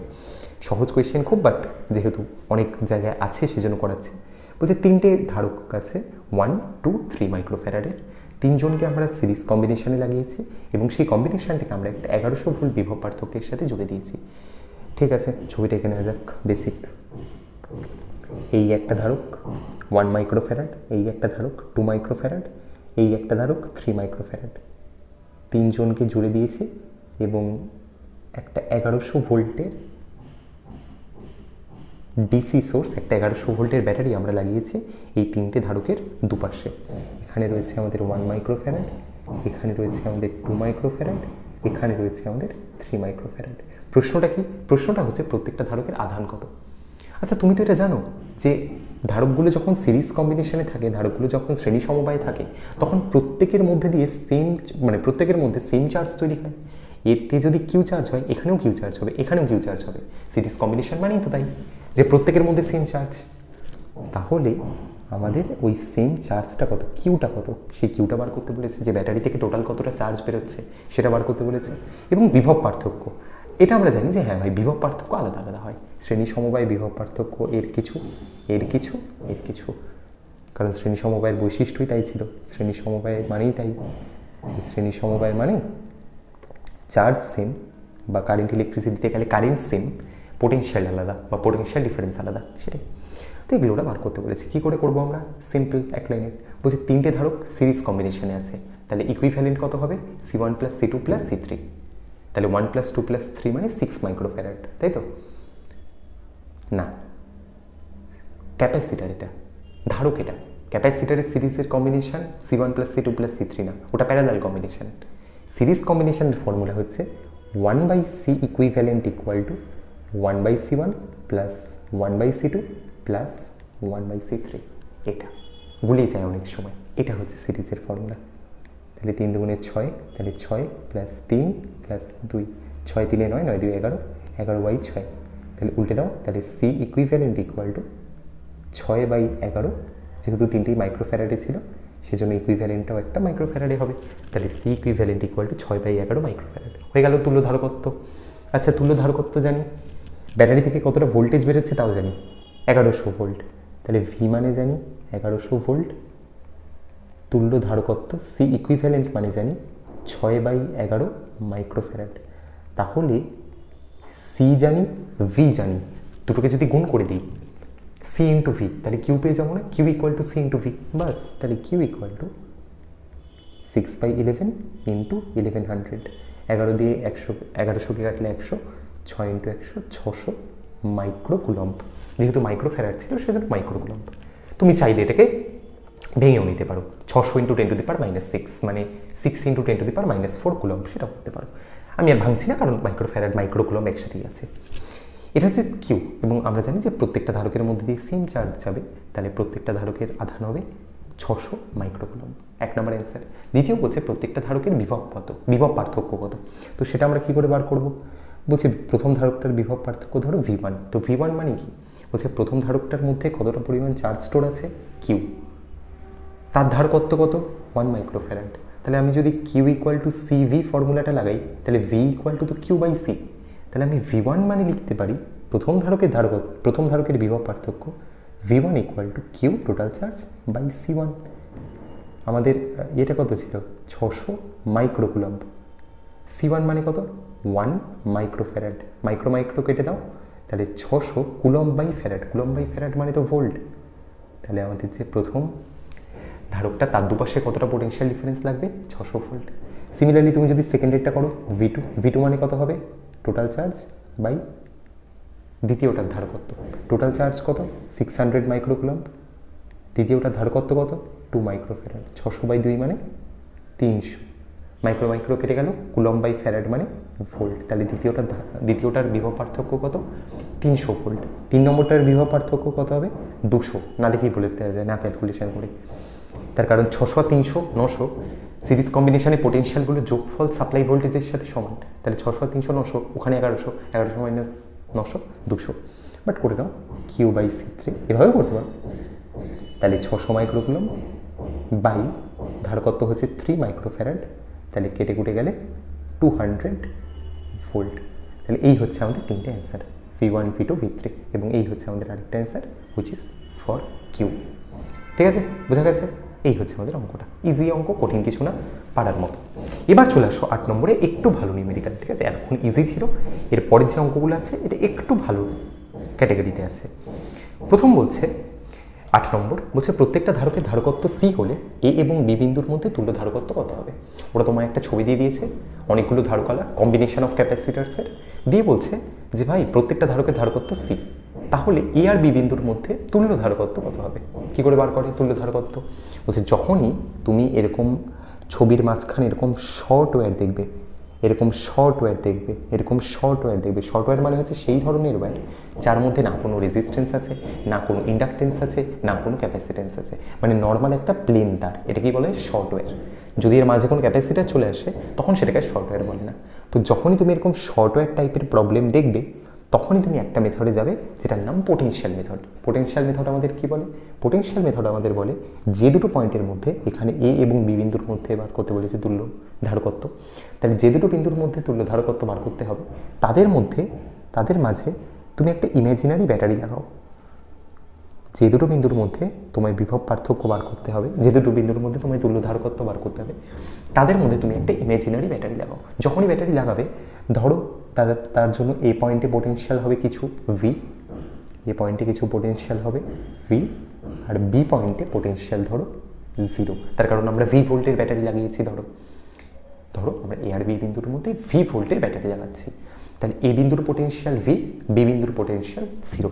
পোটেনশিয়াল মেথড আমাদের এটাই বলে যে এই পয়েন্টে পোটেনশিয়াল যদি V হয় তাহলে এই পয়েন্টেও পোটেনশিয়াল V হবে, কারণ মাঝে কিছু নেই। এই পয়েন্টে পোটেনশিয়াল যদি V হয় তাহলে টুইং এই পয়েন্টেও পোটেনশিয়াল V হবে, কারণ মাঝে কিছু নেই। তাহলে এই পয়েন্টে পোটেনশিয়াল V হলে এই পয়েন্টেও পোটেনশিয়াল V, এটা সাদাতেই করি, এই পয়েন্টেও পোটেনশিয়াল V, এবং এখানে পোটেনশিয়াল V হলে এখানেও পোটেনশিয়াল V। ঠিক আছে, এখানে পোটেনশিয়াল 0 মানে এখানে পোটেনশিয়াল 0, এবং এখানে পোটেনশিয়াল 0 মানে 20 করে শর্ট ওয়্যারটা যেখানে গেছে এখানে পোটেনশিয়াল 0। ঠিক আছে, কিন্তু দেখো আরও অনেকগুলো পয়েন্ট বাকি আছে। এখানে V মানে কি এখানে V, না মাঝে ধারক আছে।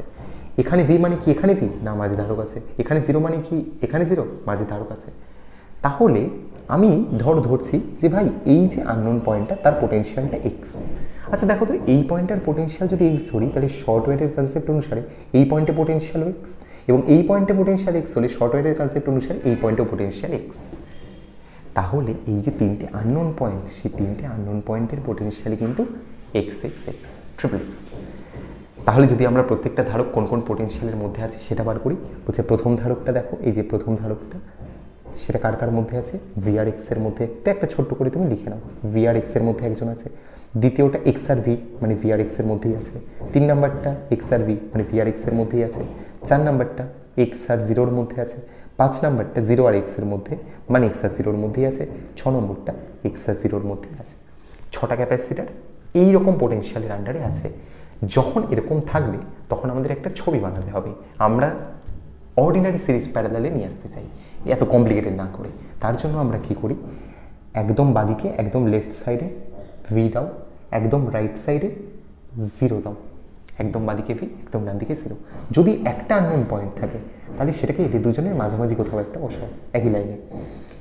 যদি একটা আননোন পয়েন্ট থাকে তাহলে এদের দুজনের মাঝামাঝি কোথাও একটা বসাও x। তাহলে এবার পোটেনশিয়ালগুলো, এবার ক্যাপাসিটারগুলোকে সাজাও। বলছে 3টে ক্যাপাসিটার তোমার এমন ছিল যারা VRX এর মধ্যে ছিল। এই একটা ক্যাপাসিটার, এই একটা ক্যাপাসিটার, এই একটা ক্যাপাসিটার, তিনটে ক্যাপাসিটার এমন যারা ভিআরএক্স এর মধ্যে, তার মানে তারা তিনজন সমান্তরাল। তিনটে ক্যাপাসিটার এমন ছিল যারা এক্স আর 0-র মধ্যে, তার মানে এক্স আর 0-র মধ্যে একজন, এক্স আর 0-র মধ্যে একজন, এক্স আর 0-র মধ্যে একজন, বাস কাজ শেষ। তিনটে সি প্যারালাল কম্বিনেশনে আছে, ইকুইভ্যালেন্ট কত হয়? তিনটে সি প্যারালাল কম্বিনেশনে আছে, ইকুইভ্যালেন্ট কত হয়? 3C। তাহলে তিনটে সির পরিবর্তে আমি একটা ধারকত্ব বসাতে পারি যার মান হবে 3C। সিমিলারলি এই যে ডান দিকেরটা তিনটে সি প্যারালাল কম্বিনেশনে আছে, ইকুইভ্যালেন্ট কত হবে? 3C। তাহলে এখানেও আমি একটা 3C ধারক বসাতে পারি। এর পরবর্তী ছবিতে দুটো 3C সিরিজ কম্বিনেশনে আছে, ইকুইভ্যালেন্ট কত হবে? 3C/2। না পারলে করে নাও, দুটো ধারকের ইকুইভ্যালেন্ট কত হয়? 1/C1 + 1/C2 = 1/C equivalent. ছোটো করে ফর্মুলাটা কি? C1C2/C1 + C2। শর্টকাটগুলো মাথায় রাখলে সুবিধা হয়। C1C2/C1 + C2, এখানে C1 মানে 3C, C2 মানেও 3C, বাই 3C + 3C মানে 6C। তাহলে 9C² / 6C, একটা C কাটলো, 3 দিয়ে কাটো, 3 থেকে 9, 3 দুগুণে 6, 3/2 × C।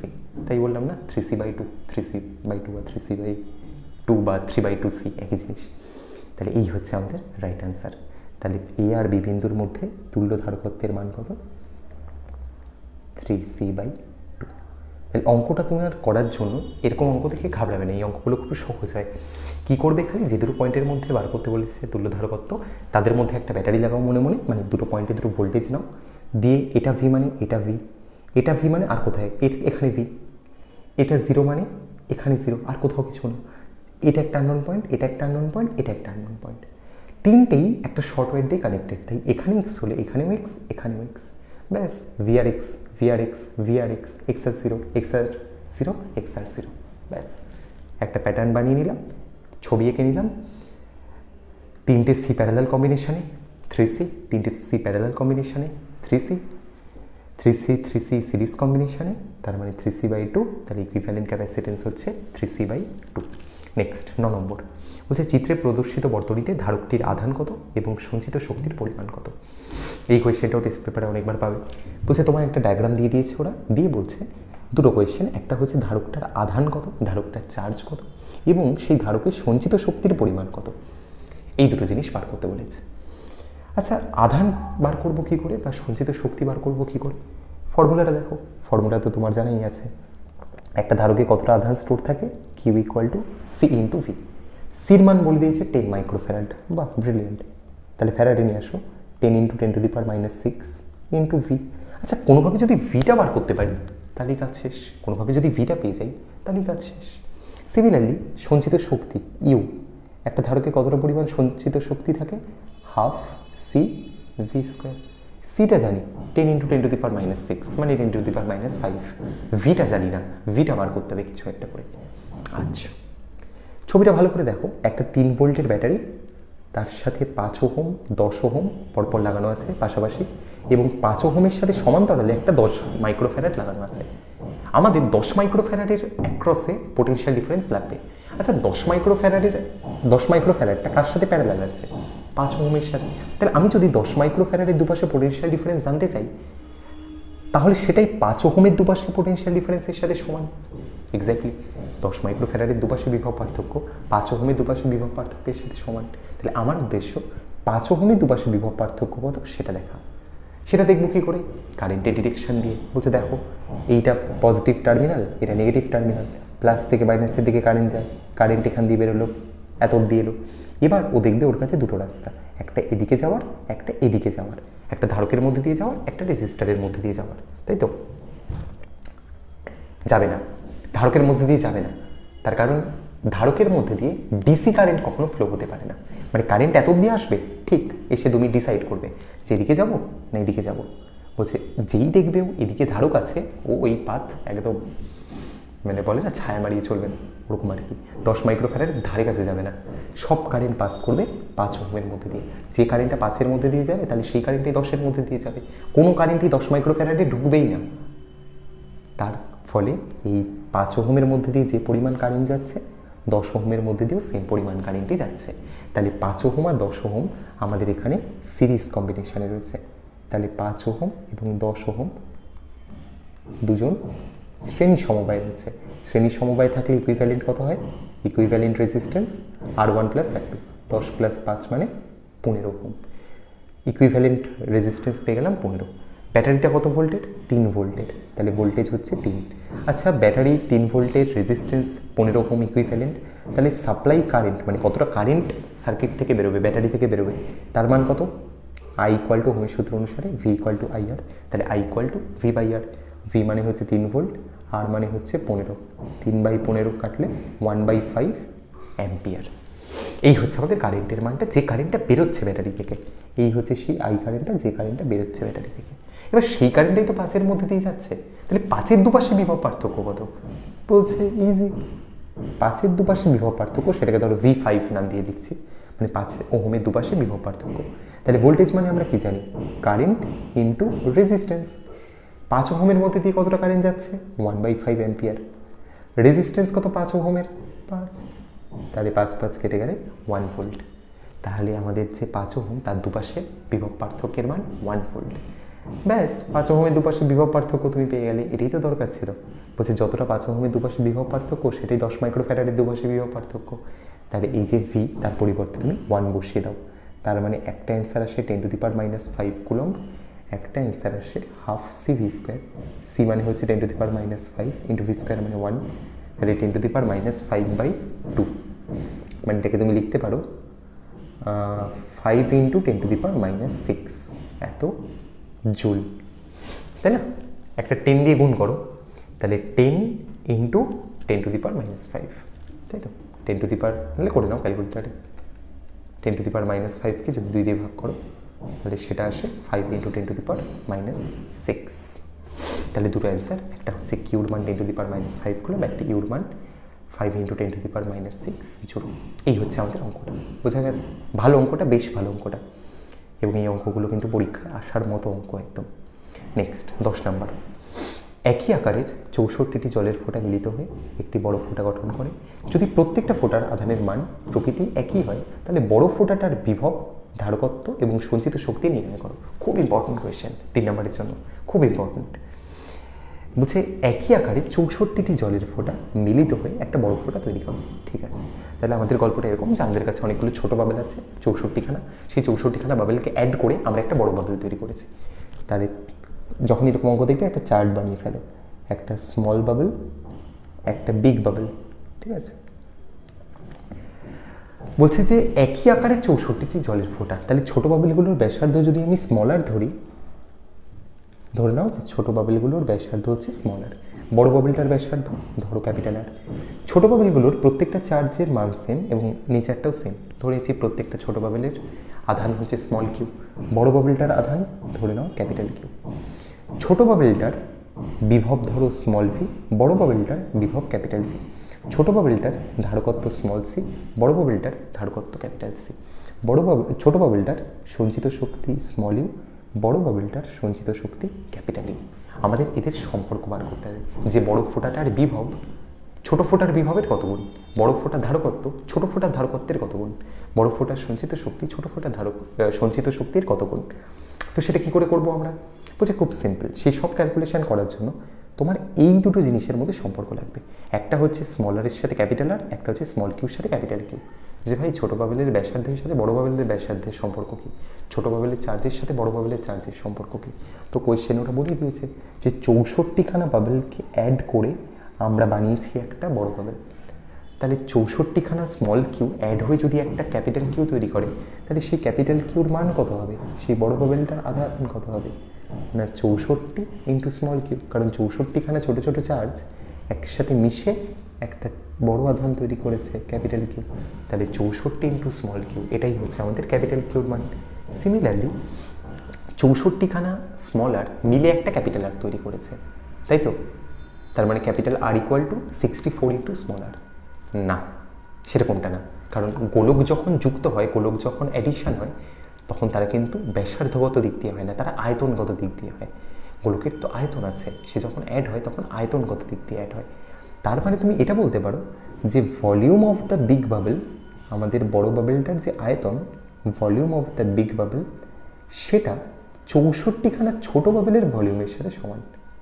Volume of small bubble মানে একটা বড় বাবেলের আয়তন 64খানা স্মল বাবেলের আয়তনের সমান। বাবেলগুলোর নেচার কীরকম? স্ফেরিক্যাল। এগুলো তো স্ফিয়ার, একটা ফাঁপা গোলক। গোলকের আয়তন কত হয়? 4/3 পাই আর কিউব। তাহলে 4/3 pi R cube equal to 64 into 4/3 pi small R cube. 4/3 pi কেটে গেল, তাহলে R cube equal to 64 small R cube. তাহলে এখান থেকে capital R equal to 4 into small R, কারণ 64কে কিউব রুট করলে 4 আসে না, তুমি ক্যালকুলেটারে করতে পারো, এমনি কমন সেন্স। 4কে 3বার গুণ করলে তবে 64, 4 4 16, 4 16 64, তাহলে 64 কিউব রুট করলে সেটা অবশ্যই 4। তাহলে দুটো সম্পর্ক আমরা পেলাম। একটা হচ্ছে যে ভাই capital Q equal to 64 into small Q, একটা হচ্ছে capital R equal to 64 into small R. এই দুটো বিষয়ের উপর ভিত্তি করেই আমরা এরপর অঙ্কটা করব। প্রথম বলছে যে বড় ফোঁটাটার বিভব কত হবে। আচ্ছা, বড় ফোঁটাটার বিভব ক্যাপিটাল ভি, একটা কিউ আধান, তার বিভবের ফর্মুলা কত হয়? একটা কিউ আধান যার ব্যাসার্ধ হচ্ছে আর, তার বিভবের ফর্মুলা কত হয়? ভি ইকুয়াল টু এসআইপি যদি বলি তাহলে 1/4 pi epsilon into Q by R. বড় বাবেলটার ব্যাসার্ধ ক্যাপিটাল আর, বড় বাবেলটার আধান ক্যাপিটাল কিউ। মান বসিয়ে দাও, 1/4 পাই এপসাইলন যেরকম আছে থাক। ক্যাপিটাল কিউ মানে কত দেখলাম? 64 into small Q. Capital R মানে কত দেখলাম? 4 ইন্টু স্মল আর। তাহলে 4 16 64, তাহলে 16 into 1/4 pi epsilon small Q by small R. ভালো করে জিনিসটা দেখো তো, এই যে 1/4 pi epsilon small Q by small R, এই কথাটার মানে কি? এটা প্রত্যেকটা ছোট বিভব, প্রত্যেকটা ছোট ফোঁটার বিভবের মান না? এই যে জিনিসটা 1/4 pi epsilon small Q by R, small Q মানে প্রত্যেকটা ছোট বাবেলের চার্জ, স্মল আর মানে প্রত্যেকটা ছোট বাবেলের রেডিয়াস। তাহলে এই যে জিনিসটা, এটা হচ্ছে প্রত্যেকটা ছোট বাবেলের বিভবের মান। তাহলে capital V equal two 16 into small V. ভাষায় লিখলে কি লিখবে? যে বড় ফোঁটাটার বিভব ছোট ফোঁটার বিভবের 16, বড় ফোঁটাটার বিভব ছোট ফোঁটার বিভবের 16 গুণ। এই হচ্ছে 1 নম্বর।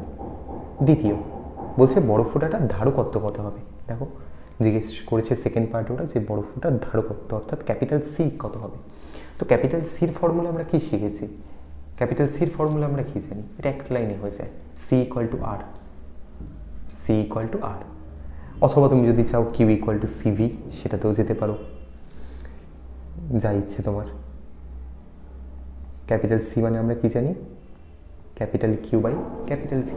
ক্যাপিটাল কিউ মানে সি মানে কি? Q by V, Q equal to CV. তাহলে সি মানে কি? Q by V. কিউ মানে হচ্ছে বড় ফোঁটাটার আধান, ভি মানে হচ্ছে বড় ফোঁটাটার বিভব। বড় ফোঁটার আধানের মান কত? ক্যাপিটাল কিউ মানে কত? 64 ইন্টু স্মল কিউ। বড় ফোঁটার বিভব কত দেখলাম?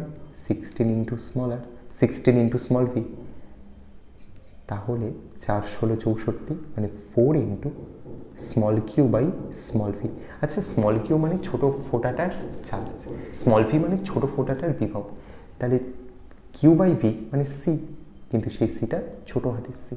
তাহলে capital C equal to 4 into small C. তাহলে বড় ফোঁটাটার ধারকত্ব প্রত্যেকটা ছোট ফোঁটার ধারকত্বের 4 গুণ। 3 নম্বর বিষয়, বড় ফোঁটাটার সঞ্চিত শক্তি। বড় ফোঁটাটার সঞ্চিত শক্তি বলছে, সঞ্চিত শক্তির ফর্মুলা আমরা কি জানি? U equal to half C V square. তাহলে হাফ বড় ফোঁটাটার জন্য capital C capital V square. Capital সির মান কত পেলাম একটু আগে? 4 into small C. Capital V মানে কত জানি? 16 ইন্টু স্মল ভির হোল স্কোয়ার। তাহলে দেখো এই জিনিসটা 16কে স্কোয়ার করলে কত হয়? 256। 256 ইন্টু 4 করলে 1024। তাহলে 1024 ইন্টু এই জিনিসটাকে এভাবে লিখতে পারি, half small C small V square. Definitely বলছি যে half C V square, half C V square মানে কি? এনার্জি। কিন্তু যখন স্মল সি যখন স্মল ভি, তখন এনার্জিটাও কার? স্মল বাবেলের। তাহলে 1024 ইন্টু স্মল ইউ। তাহলে বড় বাবেলটার শক্তি, সঞ্চিত শক্তি ছোট বাবেলের সঞ্চিত শক্তির 1024 গুণ। এই হচ্ছে আমাদের 3টে অ্যান্সার। প্রথম হচ্ছে বড় ফোঁটাটার বিভব ছোট ফোঁটার বিভবের 16 গুণ। দ্বিতীয় হচ্ছে বড় ফোঁটার ধারকত্ব ছোট ফোঁটার ধারকত্বের 4 গুণ। তৃতীয় হচ্ছে বড় ফোঁটাটায় সঞ্চিত শক্তি ছোট ফোঁটার সঞ্চিত শক্তির 1024 গুণ। এই হচ্ছে আমাদের 3টে অ্যান্সার।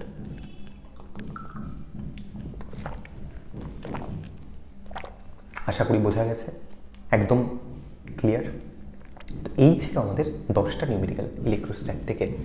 এর বাইরেও অঙ্ক কি নেই, অঙ্ক আছে, কিন্তু সেই অঙ্কগুলো আর অতটা ইম্পর্টেন্ট পর্যায়ে পৌঁছায় না, সেই অঙ্কগুলো আর অতটা ইম্পর্টেন্ট হয় না এইচএসের জন্য। ভালো অঙ্ক, কঠিন অঙ্ক, দারুণ অঙ্ক আরও অনেক আছে, কিন্তু সেগুলো যেই ইউনিটে চলে যায়, WBJতে চলে যায়। এখানে বোর্ডসের জন্য খুব বেশি ভালো কোয়েশ্চেন দেয় না, বা খুব বেশি টাফ কোয়েশ্চেন দেয় না, ভালো মানে টাফ কোয়েশ্চেন দেয় না, এইরকম ইজির পর্যায়েতেই থাকে, যেটা তোমাদের জন্য সুইটেবল। চলে আসো unit number 2, which is current electricity বা প্রবাহিত বিদ্যুৎ। 1 নম্বর কোয়েশ্চেন, এখান থেকেও তাই যা যা ইম্পর্টেন্ট কোয়েশ্চেন আছে শুধু সেগুলোই আমি করাচ্ছি। প্রথম কোয়েশ্চেন বলছে 99 ওহম রোধ বিশিষ্ট একটি গ্যালভ্যানোমিটারের সাথে 1 ওহম মানের শান্ট যুক্ত করলে মূল প্রবাহের কত অংশ সেই গ্যালভ্যানোমিটারের মধ্যে দিয়ে যাবে? খুব পপুলার কোয়েশ্চেন, খুব প্রচুর জায়গায় দেখতে পাবে। বলছে 99 ওহম রোধ বিশিষ্ট একটি গ্যালভ্যানোমিটারের সাথে 1 ওহম মানের একটি শান্ট লাগালে মূল প্রবাহের কত অংশ সেই গ্যালভ্যানোমিটারের মধ্যে দিয়ে যাবে? ছবিটা এঁকে নেওয়া যাক, যা যা ডেটা দিয়েছে সেই হিসাবে। ওরা আমাদের বলছে আমাদের কাছে একটা গ্যালভ্যানোমিটার আছে যার মান কিনা 99 ওহম, ঠিক আছে। তার সাথে সমান্তরালে একটা শান্ট লাগিয়েছি, এস লাগিয়েছি, যার মান 1 ওহম, ঠিক আছে। তো ছবিটা যদি আমি আঁকতে চাই, এই ধরো আমাদের গ্যালভ্যানোমিটারটা, তার সাথে প্যারালালে একটা শান্টকে আমি লাগিয়েছি, একটা রেজিস্ট্যান্সকে আমি লাগিয়েছি। এর মান 99 ওহম, এর মান আমাদের 1 ওহম। আমাদের ওরা বলছে যে তাহলে মূল প্রবাহের কত অংশ সেই গ্যালভ্যানোমিটারের মধ্যে দিয়ে যাবে? মূল প্রবাহ মানে সাপ্লাই কারেন্ট, যে সাপ্লাই কতটা কারেন্ট, ধরো মূল প্রবাহ হচ্ছে আই, তাহলে আইটা এই অংশে এসে দুটো অংশে ভেঙে যাবে, কিছুটা গ্যালভ্যানোমিটারের মধ্যে দিয়ে যাবে আইজি, কিছুটা শান্টের মধ্যে দিয়ে যাবে আইএস। তাহলে ওরা আমাদের বলেছে যে মূল প্রবাহের কত অংশ সেই গ্যালভ্যানোমিটারের মধ্যে দিয়ে যাবে, মানে আইজি বাই আই এর মান কত হবে সেটা ওরা আমাদের বার করতে বলেছে। তো খুব ইজিলি এটা তুমি বার করতে পারো। বলছে যে দুটো রেজিস্ট্যান্স, এখানে ওপরে গ্যালভ্যানোমিটার জি, নিচে শান্ট এস, দুজন সমান্তরাল সমবায় আছে, জি আর এস সমান্তরাল সমবায় আছে। তুমি নিশ্চয়ই এটা পড়েছো যে সাপ্লাই কারেন্ট যদি আই হয়, ভালো করে শোনো, সাপ্লাই কারেন্ট যদি আই হয় তাহলে গ্যালভ্যানোমিটারের মধ্যে দিয়ে কারেন্ট কতটা হবে? বলছে IG equal to supply current I multiplied by জির উল্টো দিকে যে আছে অর্থাৎ S divided by G plus S. এটা হচ্ছে ফর্মুলা, এক লাইনের অঙ্ক এটা। বলছে যে জি আর এস যদি দুটো রেজিস্ট্যান্স প্যারালালি থাকে তাহলে একটার মধ্যে দিয়ে কারেন্ট হয় মূল প্রবাহ ইন্টু যার মধ্যে দিয়ে কারেন্ট বার করছো তার রেজিস্ট্যান্স না, তার উল্টো দিকে একটা, তাহলে আই ইন্টু এস বাই যে দুটো রেজিস্ট্যান্স নিয়ে কাজ করছো তাদের যোগফল জি প্লাস এস। তাহলে এখানে যে আইজির মানটা হবে, এখানে যে আইজির মানটা হবে সেটা কি হবে? I into S by G plus S. আইটাকে বাদিকে পাঠিয়ে দাও, তাহলে আইজি বাই আই এক লাইনের, বাট 2 নম্বরে আসে S by G plus S. S মানে কত জানি, শান্ট মানে 1, জি মানে 99, এস মানে 1, 99 প্লাস 1 100, তাহলে IG by I equal to 1 by 100। তোমাকে ওরা এটা পার্সেন্টেজে জিজ্ঞেস করে যে মূল প্রবাহের কত অংশ মানে কত পার্সেন্টেজ যাচ্ছে, তাহলে এটাকে তুমি 100% দিয়ে যদি মাল্টিপ্লাই করো তাহলে 1% হচ্ছে রাইট আনসার।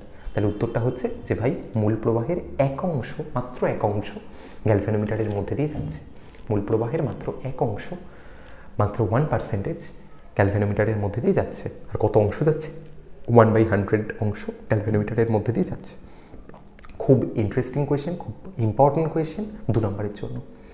চলে আসো দ্বিতীয়টা। বলছে কোনো তড়িৎ কোষে তড়িৎচালক বল 2 ভোল্ট, একটি 15 ওহম রোধ কোষের প্রান্ত দুটির সাথে যুক্ত করলে বিভব পার্থক্য হয় 1.5 ভোল্ট।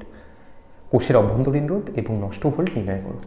অনেক কিছু দিয়েছে। বলছে একটা তড়িৎ কোষের একটা ব্যাটারির তড়িৎচালক বল হচ্ছে 2 ভোল্ট। তড়িৎচালক বল মানে ইএমএফ, তাহলে এর মান ওরা দিয়ে দিয়েছে 2 ভোল্ট। একটি 15 ওহম রোধ কোষের প্রান্ত দুটোর সাথে যুক্ত করলে, যদি আমরা একটা 15 ওহম রোধ, একটা 15 ওহম বহির্বর্তনী রোধ যদি এর ব্যাটারিটার সাথে যুক্ত করি, তাহলে সেই রোধের দুপাশে যে ভোল্টেজটা, রোধের দুপাশে যে বিভব পার্থক্যটা, সেটা হয় 1.5 ভোল্ট। তাহলে অভ্যন্তরীণ রোধ এবং নষ্ট ভোল্ট কত? মানে ছবিটা তুমি যদি আঁকতে চাও ছোট্ট করে, ছবিটা আঁকলে দেখবে নিজের কত সহজ হয়। এই হচ্ছে আমাদের ব্যাটারিটা। ব্যাটারিটার ইএমএফ তোমায় দিয়ে দিয়েছিল যে ভাই ব্যাটারিটার ইএমএফ হচ্ছে 2 ভোল্ট। ব্যাটারিটার একটা ইন্টারনাল রেজিস্ট্যান্স আছে, ধরে নাও স্মল আর। যখন আমরা ক্যাপিটাল আর 15 ওহমের একটা রোধকে তার সাথে লাগাচ্ছি, তখন সেই আর এর দুপাশে বিভব পার্থক্যের মান কত, ভোল্টেজ কত না, বলছে ভি ইকুয়াল টু 1.5 ভোল্ট। তাহলে প্রশ্নটা হচ্ছে যে তাহলে অভ্যন্তরীণ রোধ স্মল আর এর মান কত এবং নষ্ট ভোল্টের মান কত। কী করে করবো আমরা, বলছে দেখো ইর সাথে তড়িৎচালক বলের সাথে বিভব পার্থক্যের একদম ডিরেক্ট ফর্মুলা আছে। বিভব পার্থক্যের সাথে ইএমএফ বা ইর একদম ডিরেক্ট একটা রিলেশন আছে, যে ই ইকুয়াল টু তড়িৎচালক বল মানে হয় ভি প্লাস আইআর। জানো যেখানে ই মানে তড়িৎচালক বল, ভি মানে বিভব প্রভেদ, আইআর যে জিনিসটা সেটাকে বলা হয় নষ্ট ভোল্ট, আইআর যে জিনিসটা সেটাকে একসাথে বলা হয় লস্ট ভোল্ট। তাহলে এখান থেকে আইআর এর মানটা আমাদের বার করতে হবে। তাহলে আইআর ইকুয়াল টু এক লাইনের অঙ্ক ই মাইনাস ভি, 2 নম্বরে দেয়া গেল। ই মানে হচ্ছে 2 ভোল্ট, ভি মানে হচ্ছে 1.5, তাহলে 2 মাইনাস 1.5 মানে 0.5 ভোল্ট। তাহলে আমাদের যে লস্ট ভোল্ট, নষ্ট ভোল্ট, সেই নষ্ট ভোল্টের মান কত, 0.5 ভোল্ট। দ্বিতীয়, কোষের অভ্যন্তরীণ রোধ ইন্টারনাল রেজিস্ট্যান্স স্মল আর, সেটা কত, বলছে দেখো এখান থেকে পেয়ে যাবো। বলছে I into small R equal to পেলাম 0.5, লস্ট ভোল্ট 0.5, তার মানে I into small R equal to 0.5। তাহলে এখান থেকে আর মানে 0.5 বাই আই, 0.5 বাই আই। আইটা পাবো কী করে, বুঝতে পারছো কি বলছি, আমরা পেলাম এত অব্দি যে I into small R equal to 0.5। তাহলে এখান থেকে আর বার করতে হবে অভ্যন্তরীণ রোধ। তাহলে অভ্যন্তরীণ রোধ মানে কত, 0.5 বাই আই। আইটা পাবো কী করে, সিম্পলি বহির্বর্তনীর রোধ দিয়ে দিয়েছে আর, বহির্বর্তনীর দুপাশে ভোল্টেজ কত, পোটেনশিয়াল ডিফারেন্স কত দিয়ে দিয়েছে ভি। তাহলে V equal to I R, ওহমের সূত্র, simple V equal to I R. তাহলে R equal to I equal to, কারেন্টটা বার করবো, I equal to V by R. V মানে কত 1.5 ভোল্ট, আর মানে কত 15 ওহম, তাহলে 1.5 বাই 15 মানে 0.1 ওহম, 0.1 অ্যাম্পিয়ার। তাহলে আইয়ের মানটা বসিয়ে দাও 0.1 অ্যাম্পিয়ার। তাহলে 0.5 বাই 0.1 মানে 5 ohm is the right answer, 5 ohm is the right answer. তাহলে এই হচ্ছে আমাদের অঙ্কটা। দেখো কঠিন কি, একদমই কঠিন না, একদমই কঠিন না। এখান থেকে তুমি আইআর এর মান পেলে 0.5, আইআর ইকুয়াল টু 0.5, তাহলে R equal to 0.5 by I. আইয়ের মানটা আমরা বার করলাম ভি ইকুয়াল টু আইআর থেকে, ভি ভোল্টেজ দিয়ে দিয়েছে 1.5, আর বহির্বর্তনীর রোধ দিয়ে দিয়েছে 15, তাহলে 1.5 বাই 15, এটা করলে কত আসে 0.1 না, কারণ 1.5কে 15 বাই 10, 15 কেটে গেলে 0.1 এখানে বসাও, তাহলে 5 ohm is the right answer. তাহলে এক হচ্ছে অভ্যন্তরীণ রোধের মান 5 ওহম, একটা হচ্ছে lost volt equal to 0.5 volt. তৃতীয়, একটি 10 সেন্টিমিটার দীর্ঘ কোনো পরিবাহী দুপ্রান্তে 5 ভোল্ট বিভব প্রয়োগ করা হলো। একটা 10 সেন্টিমিটারের পরিবাহী, তার দুপাশে আমরা 5 ভোল্ট পোটেনশিয়াল ডিফারেন্স অ্যাপ্লাই করছি। যদি ইলেকট্রনের বিচলন বেগ এত হয় 2.5 10⁻² সেন্টিমিটার পার সেকেন্ড, তাহলে তার সচলতা কত হবে, তাহলে ইলেকট্রনের সচলতা কত হবে। কী কী ডেটা দিয়েছে লিখে নাও। প্রথম, পরিবাহী যে দৈর্ঘ্য দিয়ে দিয়েছে এল 10 সেন্টিমিটার, কত পোটেনশিয়াল ডিফারেন্স অ্যাপ্লাই করছি 5 ভোল্ট, বিচলন বেগ ড্রিফট ভেলোসিটি মানে কত 2.5 10⁻² সেন্টিমিটার পার সেকেন্ড। জিজ্ঞেস করেছে সচলতা, মোবিলিটি। আচ্ছা, মোবিলিটির ফর্মুলাটা কি, সচলতার ফর্মুলা কি, বলছে সচলতার এক লাইনে formula nu equal to, mu দিয়ে আমরা লিখি nu equal to VD by E. তুমি যদি ড্রিফট ভেলোসিটিকে, তুমি যদি বিচলন বেগকে ই দিয়ে ভাগ করে দাও, তাহলে drift velocity by electric field, এটা মানে হয় মিউ, ব্যাস।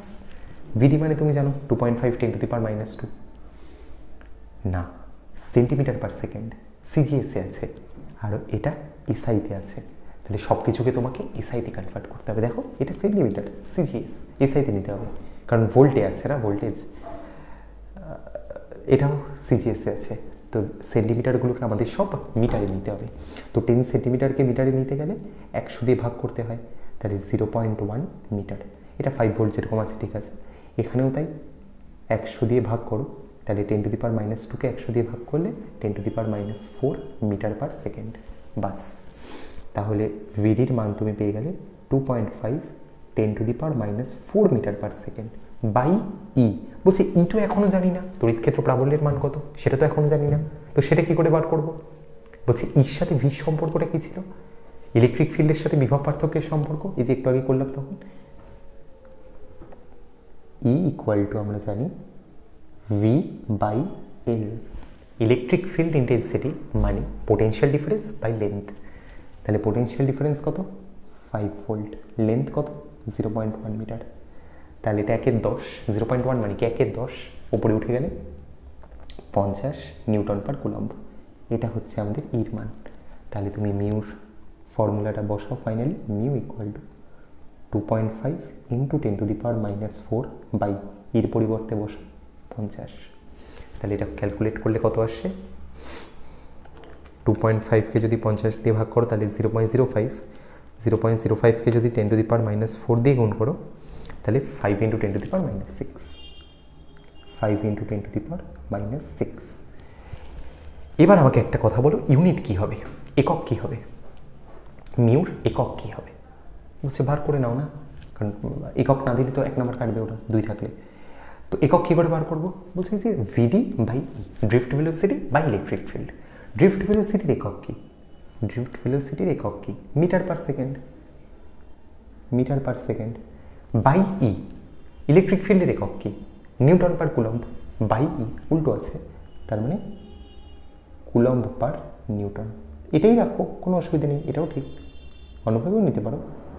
তাহলে metre coulomb by MC by SN রাখতে পারো এভাবে, বুঝতে পারলে?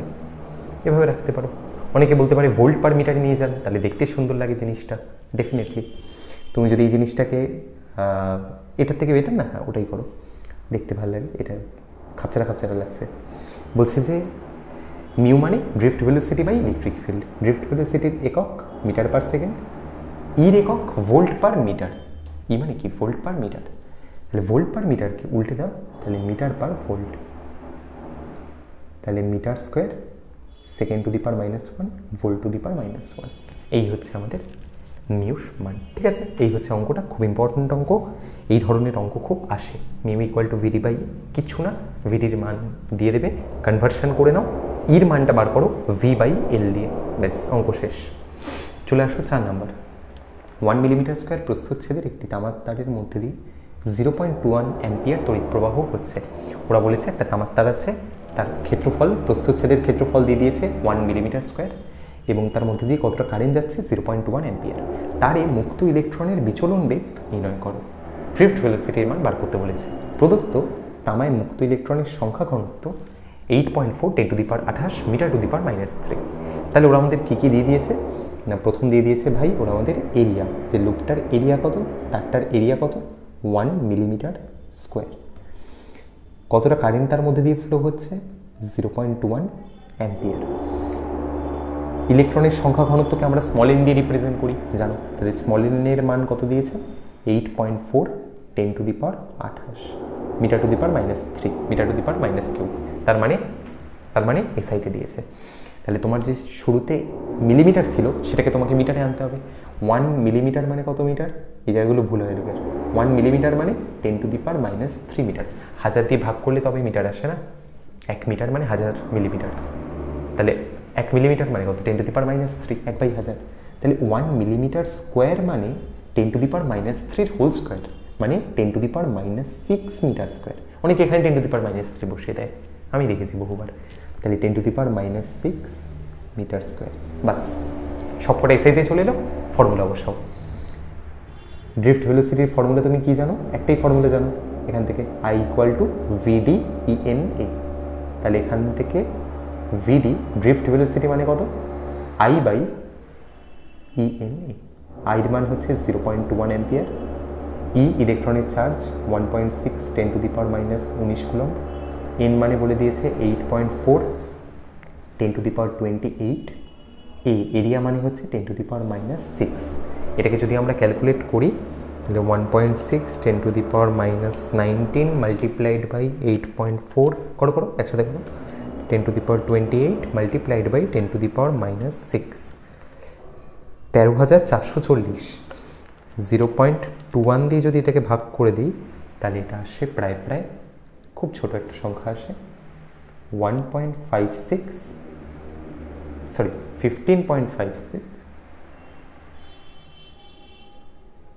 ঠিক আছে 15.10⁻⁻6 মিটার পার সেকেন্ড। তুমি এটাকে চাইলে 1.56 10⁻⁻7 মিটার পার সেকেন্ডও করতে পারো, কোনো অসুবিধা নেই। তাহলে এই হচ্ছে আমাদের জিনিসটা, বোঝা গেছে? ওরা আমাদের এরিয়া দিয়ে দিয়েছিল, ওরা আমাদের আই দিয়ে দিয়েছিল, ওরা আমাদের ড্রিফট ভেলোসিটি বার করতে বলেছে।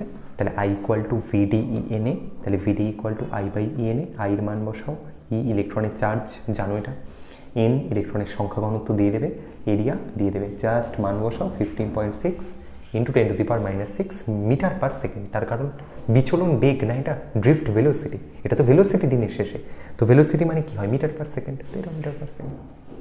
5 নম্বর, এটা বেশ ভালো কোয়েশ্চেন। বলছে 15 ওহম রোধ বিশিষ্ট একটি তারের দৈর্ঘ্য পূর্বের দৈর্ঘ্যে দ্বিগুণ করা হলো। একটি 15 ওহম রোধ বিশিষ্ট তার দৈর্ঘ্যটাকে আমরা টেনে দ্বিগুণ করলাম, তারপর সেটাকে সমান দুটো অংশে বিভক্ত করে সমান্তরাল সমবায় যোগ করা হলো। ঠিক আছে, সমবায়টাকে 3 ভোল্ট ব্যাটারির সাথে যুক্ত করলে তড়িৎ প্রবাহ মাত্রা কত হবে? ওরা বলছে যে আমাদের কাছে একটা 15 ওহম রেজিস্ট্যান্সের তার আছে, সেটাকে আমরা দৈর্ঘ্যের দিক দিয়ে দ্বিগুণ করেছি, লেন্থ ওয়াইজ দ্বিগুণ করেছি, করে তাকে দুটো সমান অংশে কেটে দুটো পিসকে সমান্তরাল সমবায় আবার লাগিয়েছি। এবার সেই সমান্তরাল সমবায়টাকে যদি আমরা 3 ভোল্ট ব্যাটারি দিয়ে যুক্ত করি তাহলে তড়িৎ প্রবাহ মাত্রা কত হবে? একদম স্টেপে স্টেপে দেখো।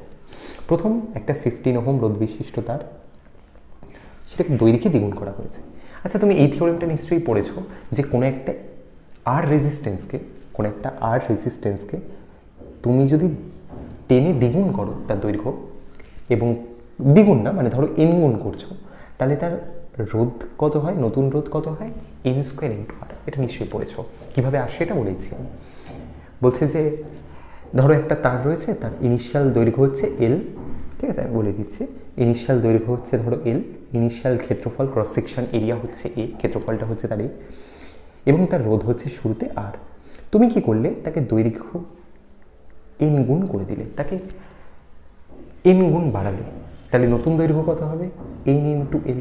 এবার একটা তারের দৈর্ঘ্য যদি বাড়ে তাহলে তার এরিয়া ডেফিনেটলি ছোট হবে, তার কারণ তার আয়তন তো কনস্ট্যান্ট, এটা তো একটাই তার, তাহলে তার আয়তন তো কনস্ট্যান্ট। তাহলে দৈর্ঘ্যটাকে যদি তুমি বাড়াও তাহলে ক্ষেত্রফলটা ছোট হবে, দৈর্ঘ্যটাকে তুমি যদি কমাও তাহলে ক্ষেত্রফলটা বড় হবে। আচ্ছা, লেন্থকে যদি আমরা n টাইম গুণ করি তাহলে এরিয়াটা হয়ে যায় n টাইম ভাগ, তার মানে A/n, মানে দৈর্ঘ্যটা যদি L থেকে NL হয় তাহলে এরিয়াটা হয় A থেকে A/n, দ্যাটস ইট। আর নতুন রোধ কত সেটাই বার করবো, ধরো R প্রাইম, তাহলে R প্রাইমের ফর্মুলা আমরা কি জানি? R মানে কি? ρL/A, এক্ষেত্রে ρ ইন্টু নতুন লেন্থ কত? NL, এরিয়া কত? A/n, NN ওপরে চলে গেল, মাল্টিপ্লাই হয়ে গেল n² ρL/A। দেখো তো আমাদের যে তারটা, তার initial length L, initial area A, তাহলে এই যে ρL/A এটা মানেই তো আমাদের প্রাথমিক রোধ। হ্যাঁ ভাই, তার মানে নতুন রোধ মানে R prime equal to n² × R, নতুন রোধ হবে n² × R। তাহলে এটাই বললাম যে কোনো একটা আর রেজিস্ট্যান্সকে যদি আমরা n টাইম বাড়াই দৈর্ঘ্যে তাহলে তার নতুন রোধ হয় n² R। খুব ইম্পর্টেন্ট শর্ট কোয়েশ্চেন এটা। এখান দিয়ে 1 নম্বরের কোয়েশ্চেন আছে, দ্বিগুণ করলে কি হবে? 4 গুণ হবে রোধ, দৈর্ঘ্যে দ্বিগুণ করলে রোধ 4 গুণ হবে, দৈর্ঘ্য 3 গুণ করলে রোধ 9 গুণ হবে, সেরকমটা। ঠিক আছে, এবার তাহলে এখানে আমি সেটাই বললাম যে আমাদের 15 ওহম রোধ বিশিষ্ট তার ছিল, তাহলে ইনিশিয়ালি তার রেজিস্ট্যান্স ছিল 15 ওহম, সেটাকে আমরা দ্বিগুণ করেছি, তাহলে n এর মানটা হচ্ছে 2, দ্বিগুণ করা হয়েছে, তাহলে নতুন রোধ কত হবে? R প্রাইম n² R, মানে 4 × 15, তার মানে 60 ওহম। ভালো কথা। এবার এই তারটাকে আমরা দুটো সমান অংশে কাটছি। এবার যখন একটা তারকে তুমি দুটো সমান অংশে কাটবে, ধরো 12 লেন্থের তার, তাকে তুমি দুটো এক্স্যাক্টলি সমান অংশে কাটছো, তখন কিন্তু তার এরিয়ার কোনো পরিবর্তন হবে না, তখন শুধু তার লেন্থ অর্ধেক হবে। ইমেজিন করো না, একটা তার, এই পেন্সিলটা আছে, এই যে পেন্সিলটা, এটাকে যদি আমি একদম হাফ করে কাটি তাহলে এরিয়ার তো কোনো পরিবর্তন হবে না, লেন্থটা অর্ধেক হয়ে যাবে। আমরা রেজিস্ট্যান্সের সাথে লেন্থের সম্পর্ক কি জানি? R = ρL/A। এটা যদি কনস্ট্যান্ট হয়, রোটা যদি কনস্ট্যান্ট হয়, তাহলে R L এর সাথে ডাইরেক্টলি সমানুপাতিক না? ডেফিনেটলি। তাহলে এল যদি দ্বিগুণ হয় আর দ্বিগুণ হবে, এল যদি অর্ধেক হয়ে যায় আর অর্ধেক হয়ে যাবে। এখানে আমাদের লেন্থটা যা ছিল শুরুতে তার অর্ধেক করে দিয়েছি আমরা।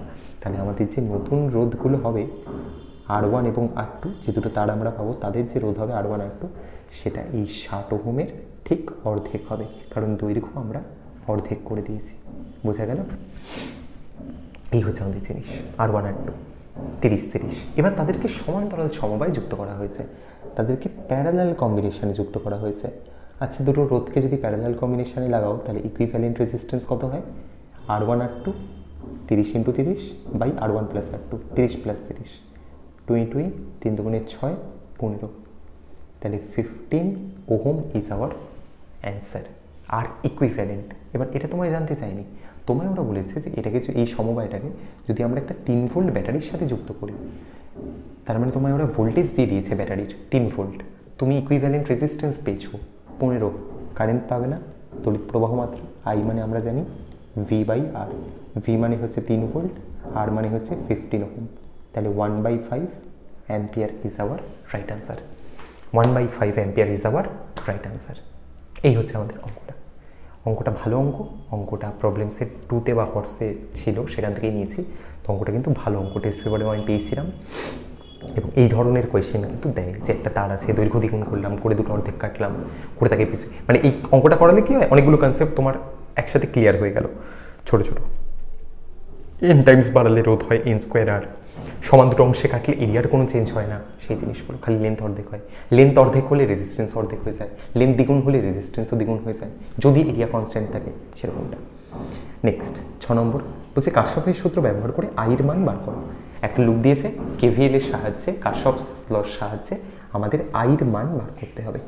বলছে দেখো একটা KVL অ্যাপ্লাই করার নিয়ম কি, প্রথম স্টেপ নাম্বার 1, যে কটা ক্লোজ লুপ আছে, দুটো ক্লোজ লুপ আছে, একটা বাদিকে 1 একটা ডান দিকে 2। যে দুটো ক্লোজ লুপ আছে তাদের কারেন্টের ডিরেকশানটা তুমি নিয়ে নাও। বলছে এখানে দেখো কারেন্টের ডিরেকশানটা তুমি একটু বুদ্ধি করে নিতে পারো, যে কোনটাকে প্লাস কোনটাকে মাইনাস দেবে। বলছে এখান থেকে কারেন্ট বেরোচ্ছে, এভাবে প্লাস থেকে কারেন্ট বেরোচ্ছে, আবার এখানেও প্লাস থেকে কারেন্ট বেরোচ্ছে। তাহলে এই যে কারেন্টের ফ্লোটা, এটা পুরোটাই না ক্লকওয়াইজ ডিরেকশানে। তাহলে আমরা যদি ক্লকওয়াইজ ডিরেকশানে কারেন্টটা নিই তাহলে আমরা পরে ঠকবো না।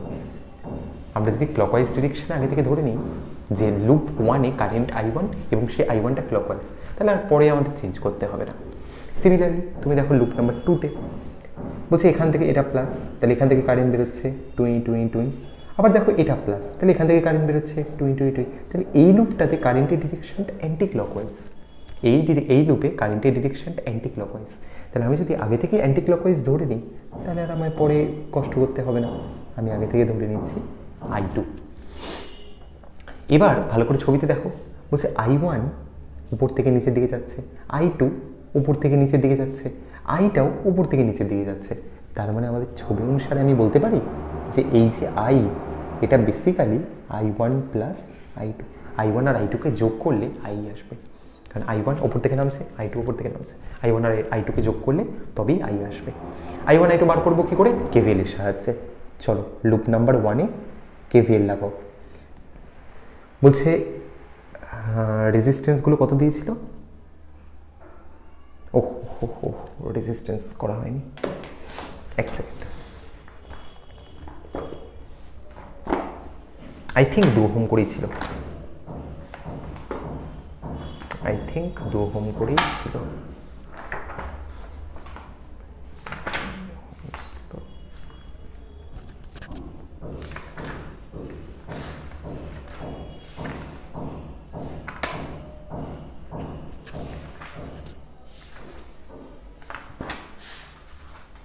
প্রত্যেকটা রোধ কত করে? 2 ওহম করে, ঠিক আছে, এটা মেনশন করা হয়নি তখন।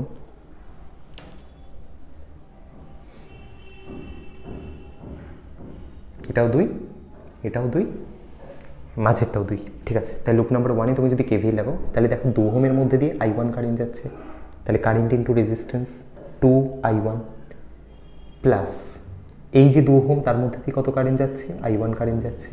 বলছে যে না, I1 কারেন্ট যাচ্ছে না, উপর থেকে নিচে যাচ্ছে I1, আবার এদিকে এই লুপের উপর থেকে নিচে যাচ্ছে I2। তাহলে আমি বলতে পারি যে 2 × I1 + I2, তাই না? ওইটা তো মাঝখানে ব্রিজ আকারে আছে, সংযোগস্থল, সেখানে এই কারেন্টও আছে এই কারেন্টও আছে। তাহলে 2i1 plus 2 into i1 plus i2 equal to, আর কোনো রেজিস্ট্যান্স নেই, ইকুয়াল টু, যদি আমাদের এই কারেন্টটা ব্যাটারি নেগেটিভ দিয়ে ঢুকে তাহলে সেটাকে আমরা প্লাস হিসেবে কনসিডার করব, তার ইএমএফটাকে আমরা প্লাস হিসেবে কনসিডার করব। তাহলে এখানে দেখো যে কারেন্টটা এই ডিরেকশানে ধরেছি আমি, তাহলে এটা ব্যাটারির মাইনাস দিয়ে ঢুকছে, তাহলে এই যে 2 ভোল্টটা এটাকে আমি প্লাস 2 হিসেবে কনসিডার করব। সিমিলারলি এই যে ব্যাটারিটা এরও মাইনাস টার্মিনাল দিয়ে ঢুকছে, তাহলে এর ইএমএফটাকেও আমরা প্লাস 2 হিসেবে কনসিডার করব। তাহলে 2 প্লাস 2 4। তাহলে এটাকে সলভ করলে 2i1 প্লাস 2i1 মানে 4i1 plus 2i2 equal to 4। এখান থেকে 2 দিয়ে কাটো, তাহলে 2i1 plus i2 equal to 2। 1 number equation দিয়ে ছেড়ে দাও। সিমিলারলি যদি আমরা লুপ নাম্বার 2তে কেভিএল লাগাই, বলো লুপ নাম্বার 2তে কেভিএল লাগালে কত হবে? বলো বলো বলছে দেখো এই যে 2 ওহমটা তার মধ্যে দিয়ে কারেন্ট যাচ্ছে কত? i2। তাহলে 2 ইন্টু i2 প্লাস এই যে 2 ওহমটা তার মধ্যে দিয়ে কত কারেন্ট যাচ্ছে? মাঝের 2 ওহমটা বলছে একই, উপর থেকে নিচে নামছে i2, এই যে এভাবে যাচ্ছে i2। আবার এই দিকে এই বাদিকের লুপে i1 আছে একটা, i1 i2 সেম ডিরেকশানে ধরেছি, তাহলে i1 প্লাস i2, তাহলে 2 into i1 plus i2 equal two EMF কত? বলছে দেখো ভালো করে, কারেন্ট ডিরেকশানটা এইটা ধরেছি, তাহলে কারেন্টটা এই 2 ভোল্টে নেগেটিভ টার্মিনাল দিয়ে ঢুকছে, তাহলে এই 2টাকে আমরা প্লাস হিসাবে কনসিডার করব। ঠিক সিমিলারলি এই 2 ভোল্টেরও নেগেটিভ টার্মিনাল দিয়ে ঢুকছে, কোন দিক দিয়ে ঢুকছে সেটা ম্যাটার করে, কোথা থেকে বেরোচ্ছে ম্যাটার করে না, কোথায় ঢুকছে সেটা ম্যাটার করে। তাহলে এখানেও 2 এখানেও 2, তার মানে টোটাল 4 আগের বারের মতোই। তাহলে দেখো 2i2 প্লাস 2i2 মানে 4i2 ইকুয়াল টু 4। তাহলে এটাকে সলভ করলে i1 plus 2i2 equal to 2 দিয়ে ভাগ করে দাও দুটো ইকুয়েশানে। তাহলে 1 আর 2 দুটো সমীকরণ পেলে, 1 আর 2 দুটো সমীকরণ পেলে, দুটোকে তুমি যদি সিম্পলি যোগ করে দাও বা বিয়োগ করে দাও, কিছু একটা করো, যোগ বিয়োগ করার দরকার নেই, আমরা i1 প্লাস i2 চাইছি, তো আমরা i1 প্লাস i2 চাইছি, কী করা যেতে পারে? দুটোকে যদি বিয়োগ করি তাহলে i1 প্লাস i2, তাই না? এটা থেকে যদি এটাকে বাদ দিই না, i1 মাইনাস i2 চলে আসবে, আমায় তো i1 প্লাস i2 করতে হবে, তো ঠিক আছে অপনয়নেই যেতে হবে। তো একটা ইকুয়েশান হচ্ছে 2i1 plus i2 equal to 2, একটা ইকুয়েশান হচ্ছে i1 প্লাস 2i2 অপনয়নেই চলো, আমি দেখছিলাম অন্যভাবে হয় কিনা। তো এটাকে আমরা 2 দিয়ে মাল্টিপ্লাই করছি, এটাকে আমরা 1 দিয়ে মাল্টিপ্লাই করছি, তাহলে উপরটাকে 2 দিয়ে মাল্টিপ্লাই করলে কত হয়? 4i1 plus 2i2 equal to 4। নিচেরটাকে 1 দিয়ে মাল্টিপ্লাই করলে 2i1 plus 2i2 equal to 2। বুঝতে পারছো কোনটা কাটার ধান্দায় আছে?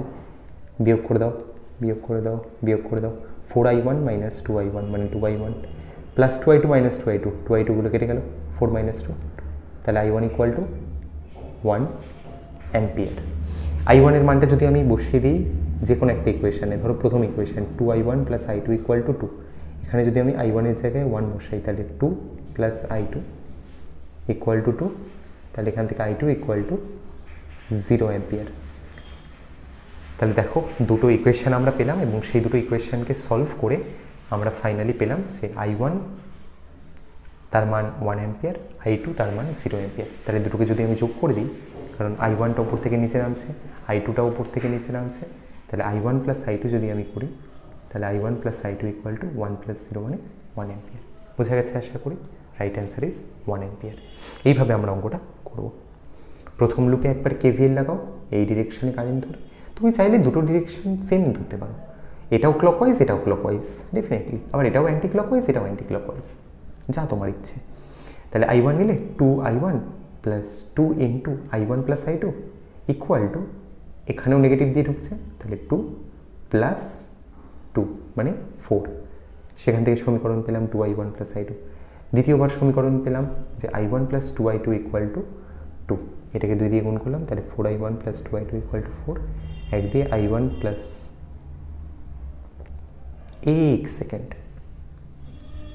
সেকেন্ড এটা ভুল হয়েছে, পাশ থেকে এত আওয়াজ করছে না ড্রিল মেশিনে, এটা আমার এই মাথা ব্যথা কাজ করে নেই আওয়াজ চলতে। বলছে যে একটা ভুল হয়ে গেছে, এটা তো 2i1 না, এটা i1 শুধু। এই যে i1 plus 2i2 equal to 2, এটাকে তো 1 দিয়ে গুণ করলাম, তাহলে i1 plus 2i2 equal to 2, ভুল হয়েছে একটা। তাহলে 4i1 থেকে i1 বাদ দিলে 3i1 ইকুয়াল টু 4 মাইনাস 2 মানে 2, তাহলে I1 ইকুয়াল টু 2/3। আমি তাই ভাবছি এত সুন্দর অ্যান্সার কী করে এলো। I1 equal to 2/3 ampere.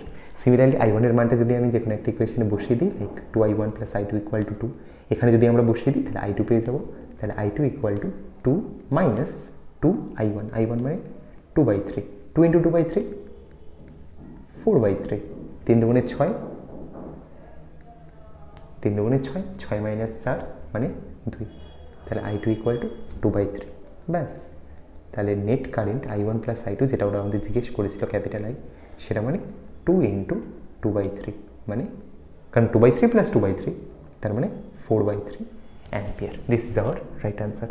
এই যে ক্যাপিটাল I মানে কত, I1 প্লাস I2, তাহলে I1 হচ্ছে 2/3 অ্যাম্পিয়ার, I2 হচ্ছে 2/3 অ্যাম্পিয়ার, কারণ 2I1 plus I2 equal to 2, তাহলে I2 equal to 2 minus 2I1, 2/3, 2 দুগুণে 4/3, 2 থেকে 4/3 বাদ দাও, তাহলে 3 দুগুণে 6 মাইনাস 4 মানে 2, 2/3, তাহলে I1 plus I2 equal two 4/3 ampere. That's it, 4/3 মানে 1.33। চলে আসো 7, বলছে চিত্রে প্রদর্শিত বর্তনীতে প্রত্যেকটা রোধের মান যদি আর করে হয় তাহলে এ আর বি বিন্দুর মধ্যে তুল্যরোধ কত। ডান দিকে একটা তোমায় ছবি দিয়ে দিয়েছে সুন্দর করে, দিয়ে বলছে যে যদি এই ছবিতে প্রত্যেকটা রোধের মান আর করে হয় তাহলে এ আর বি এই যে দুটো পয়েন্ট আছে তাদের মধ্যে তুল্যরোধ কত হবে। বলছে কী করে এই টাইপের অঙ্ক করে, যখন এরকম কমপ্লিকেটেড জিনিস দেখবে পোটেনশিয়াল মেথডে চলো। পোটেনশিয়াল মেথড মানে এ আর বির মধ্যে একটা ব্যাটারি লাগাবো, তার ফলে এতে পোটেনশিয়াল যদি ভি হয় কিছুক্ষণের জন্য, তাহলে বিতে পোটেনশিয়ালটা আমি 0 ধরতে পারি। ঠিক আছে, এতে পোটেনশিয়াল যদি ভি হয় তাহলে দেখো তো এই পয়েন্টেও পোটেনশিয়াল ভি, ঠিক এই পয়েন্টে পোটেনশিয়াল 0 হলে এই পয়েন্টেও পোটেনশিয়াল 0। ঠিক আছে, এবার সমস্যাটা হচ্ছে সেটা হচ্ছে ভাই এটা ভি হলে এটা ভি না, মাঝে একটা আর আছে, এটা ভি মানে এটা ভি না, মাঝে একটা আর আছে, এটা 0 মানে এটা 0 না, মাঝে একটা রেজিস্ট্যান্স আছে, এটা 0 মানে এটা 0 না। তাহলে অনেকগুলো না আননোন পয়েন্ট আছে, বা দুটো আননোন পয়েন্ট আছে স্পেশালি। একটা আননোন পয়েন্টকে আমি রিপ্রেজেন্ট করছি ধরো এক্স দিয়ে, আরেকটা আননোন পয়েন্টকে আমি রিপ্রেজেন্ট করছি ওয়াই দিয়ে। তাহলে আমাকে বলো তো প্রত্যেকটা রেজিস্ট্যান্স কার কার মধ্যে রয়েছে। প্রথম রেজিস্ট্যান্সটা দেখো বাদিকেরটা এক্স আর ওয়াইয়ের মধ্যে একটা রয়েছে, এই যে এক্স আর ওয়াইয়ের মধ্যে একজন। দ্বিতীয়টা ভি আর এক্সের মধ্যে রয়েছে, বাদিক থেকে যাচ্ছি ভি আর এক্সের মধ্যে একজন। 3 নাম্বার নিচে একটা এক্স আর 0-র মধ্যে রয়েছে। 4 নাম্বার ভি আর ওয়াইয়ের মধ্যে রয়েছে। 5 নাম্বার ওয়াই আর 0-র মধ্যে রয়েছে। এবং 6 নাম্বার, আচ্ছা 5 নাম্বার, 5টাই আছে না, 6টা নেই তো, 1 2 3 4 5, 6টা তো নেই, 5টা রেজিস্ট্যান্স আছে। তাহলে এই আমরা পোটেনশিয়াল মেথডের সাহায্যে পেয়ে গেলাম জিনিসপত্র। এবার এটাকে আমরা সংক্ষেপ করব, ছোট করব। তাহলে বাদিকে দাও ভি, বললাম যেটা একদম বাদিকে ভি দাও, একদম ডান দিকে 0 দাও। এবার যদি একটা আননোন পয়েন্ট থাকে তাহলে আমরা ভি আর 0-র মাঝামাঝি কোথাও একটা পয়েন্টটাকে বসাই। একটা আননোন পয়েন্ট থাকলে এখানে দুটো আননোন পয়েন্ট এক্স আর ওয়াই, তাহলে তাকে আমরা বসাবো একটাকে নর্থ পোল উপরের দিকে, একটাকে সাউথ পোল নিচের দিকে। দেখো কি সুন্দর আসে। প্রথম দেখো ভি আর এক্স, প্রথম দেখো এক্স আর ওয়াইয়ের মধ্যে একজন আছে, এক্স আর ওয়াইয়ের মধ্যে একজন আছে, ঠিক আছে, এইখানে একটা রেজিস্ট্যান্স আছে, ঠিক আছে। দ্বিতীয় ভি আর এক্সের মধ্যে একজন আছে, এই যে ভি আর এক্সের মধ্যে একজন আছে। তৃতীয় এক্স আর 0-র মধ্যে একজন আছে। বুঝতে পেরে গেছো আশা করি কিসে আসছে এটা। চতুর্থ ভি আর ওয়াইয়ের মধ্যে আছে, এবং 5 নম্বর ওয়াই আর 0-র মধ্যে আছে। তাহলে এটা একটা কি স্ট্রাকচার এলো, এটা একটা হুইটস্ট্যান্ড ব্রিজ স্ট্রাকচার এলো না, এটা একটা হুইটস্ট্যান্ড ব্রিজ স্ট্রাকচার এলো কি এলো না। প্রত্যেকটা রেজিস্ট্যান্সের মান আর। তুমি কি জানো একটা হুইটস্ট্যান্ড ব্রিজ তার অপারেশন দুরকম হতে পারে, একটা হতে পারে যদি সে ব্যালেন্সড অবস্থায় থাকে, একটা হতে পারে যদি সে ব্যালেন্সড অবস্থায় না থাকে। এখানে সে ব্যালেন্সড অবস্থায় আছে না, বলছে দেখো হ্যাঁ P by Q equal to R by S, বাদিক বাই ডান দিক ইকুয়াল টু বাদিক বাই ডান দিক। তাহলে যেহেতু এখানে আর বাই আর মানে 1, এখানেও আর বাই আর মানে 1, তাহলে আমাদের হুইটস্ট্যান্ড ব্রিজটা ব্যালেন্সড অবস্থায় আছে। তাহলে আমাদের যে হুইটস্ট্যান্ড ব্রিজটা সেটা সাম্য অবস্থায় আছে, ব্যালেন্সড অবস্থায় আছে। আচ্ছা একটা হুইটস্ট্যান্ড ব্রিজ যখন ব্যালেন্সড অবস্থায় থাকে তখন আমরা তার এই যে এই টার্মিনালগুলো, এই যে দুটো টার্মিনাল, এই একটা আর এই একটা, এই যে এক্স ওয়াইতে থাকা যে রেজিস্ট্যান্সটা, এটাকে আমরা খুলে নিই মনে মনে, এটাকে আমরা ছেড়ে দিই, ব্রেক করে দিই সার্কিট থেকে। তার ফলে আমাদের ওপরে থাকা দুটো রেজিস্ট্যান্স এটাকে মুছে দিলে কি হবে, এই জিনিসটা। তার ফলে ওপরে যে দুটো রেজিস্ট্যান্স তারা সিরিজ কম্বিনেশন, নিচে থাকা যে দুটো রেজিস্ট্যান্স তারা সিরিজ কম্বিনেশনে চলে আসে। ওপরের দুটো আর সিরিজ কম্বিনেশনে থাকলে 2R, নিচের দুটো আর সিরিজ কম্বিনেশনে থাকলে 2R, 2R 2R parallel, 2R 2R parallel মানে ডেফিনেটলি ইকুইভ্যালেন্ট রেজিস্ট্যান্সটা আর হবে। দুটো 10 ওহম যদি প্যারালাল থাকে ইকুইভ্যালেন্ট হয় 5, দুটো 100 যদি প্যারালাল থাকে ইকুইভ্যালেন্ট হয় 50, এরকম। দুটো আর যদি প্যারালাল থাকে ইকুইভ্যালেন্ট হয় R/2, এরকমভাবে কাজ করে। তাহলে আর ইকুইভ্যালেন্টের মান কত এলো? আর। এবং এটা মাথায় রেখো যে কোনো একটা হুইটস্টোন ব্রিজে প্রত্যেকটা রেজিস্ট্যান্স যদি সমান হয় তাহলে ইকুইভ্যালেন্টটাও আর এর সাথে সমান। প্রত্যেকটা যদি আর হয় কোনো একটা হুইটস্টোন ব্রিজে তাহলে ইকুইভ্যালেন্টও আর এর সাথে সমান হবে। এটা একটা মজাদার জিনিস। তাহলে এই হচ্ছে আমাদের 7 নম্বর। চলে আসো 8, লাস্ট। আশা করি বুঝতে পারছো, কোনো অসুবিধা নেই। 8, একটি ব্যালেন্সড হুইটস্টোন ব্রিজের, একটি প্রতিমিত হুইটস্টোন ব্রিজের 4টি বাহুতে যথাক্রমে 100, 10, 500, 50 4টে রোধ আছে। ব্রিজের প্রত্যেকটা শাখায় ব্যয়িত অনুপাত কত? ব্রিজের প্রত্যেকটা শাখায় ব্যয়িত ক্ষমতার অনুপাত কত? এটা তোমার তড়িৎ শক্তি এবং ক্ষমতা থেকে, লাস্ট যে চ্যাপ্টারটা আছে সেখান থেকে। কি বলছে যে একটা ব্যালেন্সড হুইটস্টোন ব্রিজ 4টে রেজিস্ট্যান্স 100, 10, 500, 50। তাহলে ধরো এই হচ্ছে আমাদের 100, তার উল্টো দিকে রয়েছে 10, এই হচ্ছে আমাদের 500, তার উল্টো দিকে হচ্ছে 50। তাহলে দেখো P/Q = R/S, তার মানে ব্যালেন্সড হুইটস্টোন ব্রিজ। বলছে যে ভাই আমাদের প্রত্যেকটা শাখায় ব্যয়িত ক্ষমতার অনুপাত, তার মানে এই ব্রাঞ্চে পাওয়ার যদি P1 হয়, এই ব্রাঞ্চে পাওয়ার যদি P2 হয়, এই ব্রাঞ্চে পাওয়ার যদি P3 হয়, এই ব্রাঞ্চে পাওয়ার যদি P4 হয়, তাহলে ওরা আমাদের বার করতে বলেছে এই 4টে ক্ষমতার অনুপাত। তাহলে P1 = P2 = P3 = P4, এই জিনিসটা বার করতে বলেছে। আচ্ছা, পাওয়ারের ফর্মুলা কি? পাওয়ার মানে V²/R অথবা I²R। ঠিক আছে, তাহলে আমি পাওয়ার 1 P1 তার পরিবর্তে লিখতে পারি। ভালো করে দেখো, যেহেতু হুইটস্টোন ব্রিজটা ব্যালেন্সড অবস্থায় আছে সেজন্য যতটা কারেন্ট এই ওপরে 100-র মধ্যে দিয়ে গেছে ঠিক ততটা কারেন্টই 10-এর মধ্যে দিয়ে যাবে ডেফিনেটলি। ঠিক যতটা কারেন্ট এই নিচের ব্রাঞ্চটা 500-র মধ্যে দিয়ে গেছে ঠিক ততটা কারেন্টই 50-এর মধ্যে দিয়ে যাবে। তাহলে আমরা লিখতে পারি ইজিলি যে ভাই P1 মানে বেসিক্যালি I1² R1, P2 মানে সেকেন্ড ব্রাঞ্চের মধ্যে দিয়ে পাওয়ার মানে I1² এর মধ্যে দিয়েও কারেন্ট যেহেতু I1 সেজন্য I1² R2 দ্বিতীয় রোধ, P3 মানে I2² R3, P4 মানে I2² R4। R1, R2, R3, R4 এর মান তো জানি 110, 550। I1, I2 গুলো কী করে বার করবো? বলছে খুব ইজিলি বার করে নেওয়া যেতে পারে। বলছে দেখো তুমি যে এই যে সাপ্লাই কারেন্ট, সেই সাপ্লাই কারেন্টটা দুটো অংশে গেছে, একটা উপরে 110, একটা নিচে 550। তুমি যদি তুল্যরোধ বার করো সিম্পলি, ঠিক আছে, তুল্যরোধ দিয়েও করতে পারো বা ভোল্টেজ বাই রেজিস্ট্যান্স দিয়েও করতে পারো, অনেকভাবে করতে পারো। তো দেখো এখানে 100 আর 10 সিরিজ কম্বিনেশনে আছে, তাহলে উপরের ব্রাঞ্চের রোধ 110, নিচে 500 আর 50 সিরিজ কম্বিনেশনে আছে, তাহলে তুল্যরোধ 550। 110 আর 550 প্যারালাল আছে, তাহলে 110 × 550 বাই 110 + 550, এটা হচ্ছে আমাদের সেই তুল্যরোধ। তাহলে দেখো এটা কেটে গেলে এটা 5, এটা 6, তাহলে এটা আসে মোটামুটি 3, এটা আসে 55। তাহলে 55 × 5/3 এরকম হচ্ছে আমাদের R1 R2/R1 + R2 মানে ইকুইভ্যালেন্ট রেজিস্ট্যান্সের মান। ঠিক আছে, তুমি এত কষ্ট না করে আরও ছোটোভাবে করতে পারো, বেকার এত বড় করছি, আরও ছোটোভাবে করতে পারো। বলছে যে এই রেজিস্ট্যান্সটা এরা দুজন সিরিজে এবং এরা দুজন সিরিজে। আচ্ছা, কারেন্ট মানে আমরা কি জানি? Voltage by resistance. আচ্ছা, এখানে ভোল্টেজ কত এই দুটো প্রান্তের মধ্যে? ধরে নাও কিছুক্ষণের জন্য ই, এবং যেহেতু এই দুটো কম্বিনেশন প্যারালালে আছে সেজন্য এর দুপাশের বিভব পার্থক্য ই হলে এর দুপাশের বিভব পার্থক্য ই হবে ডেফিনেটলি। আচ্ছা, কারেন্ট মানে আমরা কি জানি? যে কতটা ভোল্টেজ ই বাই কতটা রেজিস্ট্যান্স আর। এখানে রেজিস্ট্যান্স কত? 100 আর 10, 110। তাহলে I1-এর যে মানটা হবে, এটা একবারই করে নিতে পারো, I1-এর যে মানটা হবে সেটা হবে EMF ই বা ভোল্টেজ ই বাই রেজিস্ট্যান্স বলতে প্রথম ব্রাঞ্চের রেজিস্ট্যান্স 100 আর 10, তাহলে ই বাই 110। সিমিলারলি এই যে I2 দ্বিতীয় ব্রাঞ্চের মধ্যে দিয়ে কারেন্ট কত? বলছে কারেন্ট মানে ভোল্টেজ ই, কারণ প্যারালালে আছে সেম ভোল্টেজ, বাই রেজিস্ট্যান্স 500 আর 50, তাহলে 500 + 50, এইভাবে আরও তাড়াতাড়ি করে দিতে পারবে। ই বাই 550। এবার তুমি মানগুলো এক এক করে বসিয়ে দাও। I1 square E by 110 whole square into R1, R1 মানে কত 100 is to I1 square R2, I1 মানে ই বাই 110, তাহলে E by 110 whole square into 10 is to I2 square R3, I2 মানে কত ই বাই 550